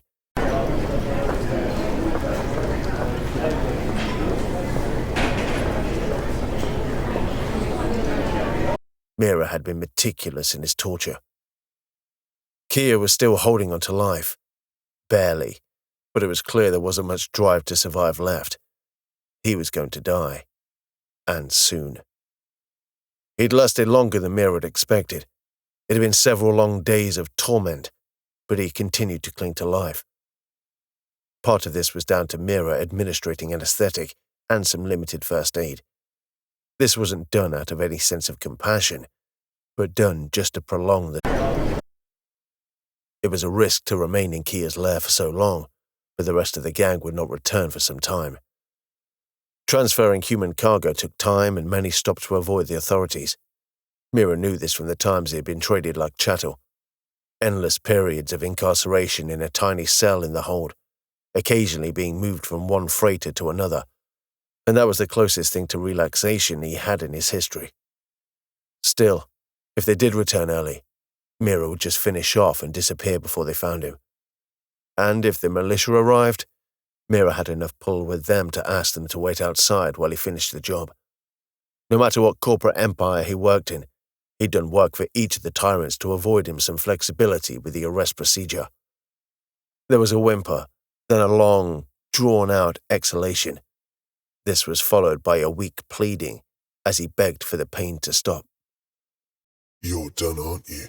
Mira whispered. "Already in the grave, waiting to be buried." This disappointed Mira, for it meant he could not vent any more of the burning rage he felt inside for this human trafficker. "What makes this all so unsatisfying is now none of you get the full experience. You get to live like it for a few hours, whereas we get to enjoy it for years. Everything I've done to you, I've seen done to my fellows. I can exact retribution in the form of pain, but what I can't do is exact retribution in form of fear. All I can do is give you a speed run of depravity." Kia sullen gargled. He wasn't gagged anymore, but there was little noise being made by him. It was barely more than a whisper, and accompanied by a liquid bubble. "Some might think this is all pointless, that this is all endless violence. What they don't appreciate is just how much I hate you and your kind. Even among the scum of the universe, you stand out as particularly vile examples of the worst our species has to offer," Mira opined. "So when I visit such violence on one of you, I do not see it as revenge, but karmic rebalancing. Were I more spiritually inclined, I would call it righteous work. You get my meaning." Kia did not indicate one way or another, merely attempting to lift his as if reaching for him before collapsing back to the table. None of what Mira stated was a lie. The hate that he felt for was so encompassing, so white-hot in its intensity, that he often felt like he was somewhere else for the actual act. It was a weird sensation, as though he was an audience for his own deeds. This is what the last few days had been like. Mira had barely been here for most of it, an automaton. To have such burning hatred and yet be so functional about the carving, it was a contradiction. But then, a lack of control would result in a quicker death for the object of his wrath, and that would be even more unsatisfying. "On the plus side, you can still serve a purpose. When your gang returns from their visit to the market, they'll find you like this, and perhaps they will realize the cost for human trafficking. Eventually, I will get to them all. There may be a depressingly large number of you, but I am persistent, and you all have fees on your head. You see, justice may be frequently found wanting, but for those willing to follow the path, retribution can be very profitable." Mira picked up one of and contemplated it. He'd cut the outer part of it off completely, but left the inner eardrum unaffected. "Not sure why I'm confessing all this to you. I'm not sure you can even hear me anymore. Maybe it's just one last act of spite before I end it," he dismissed, tossing the ear aside. "And it," Kia wheezed. One last final act of coherence, barely audible. Inside the helmet, Mira smiled. There was recognition and acknowledgement. "Then I grant you my own unique form of mercy." Unsheathing a knife,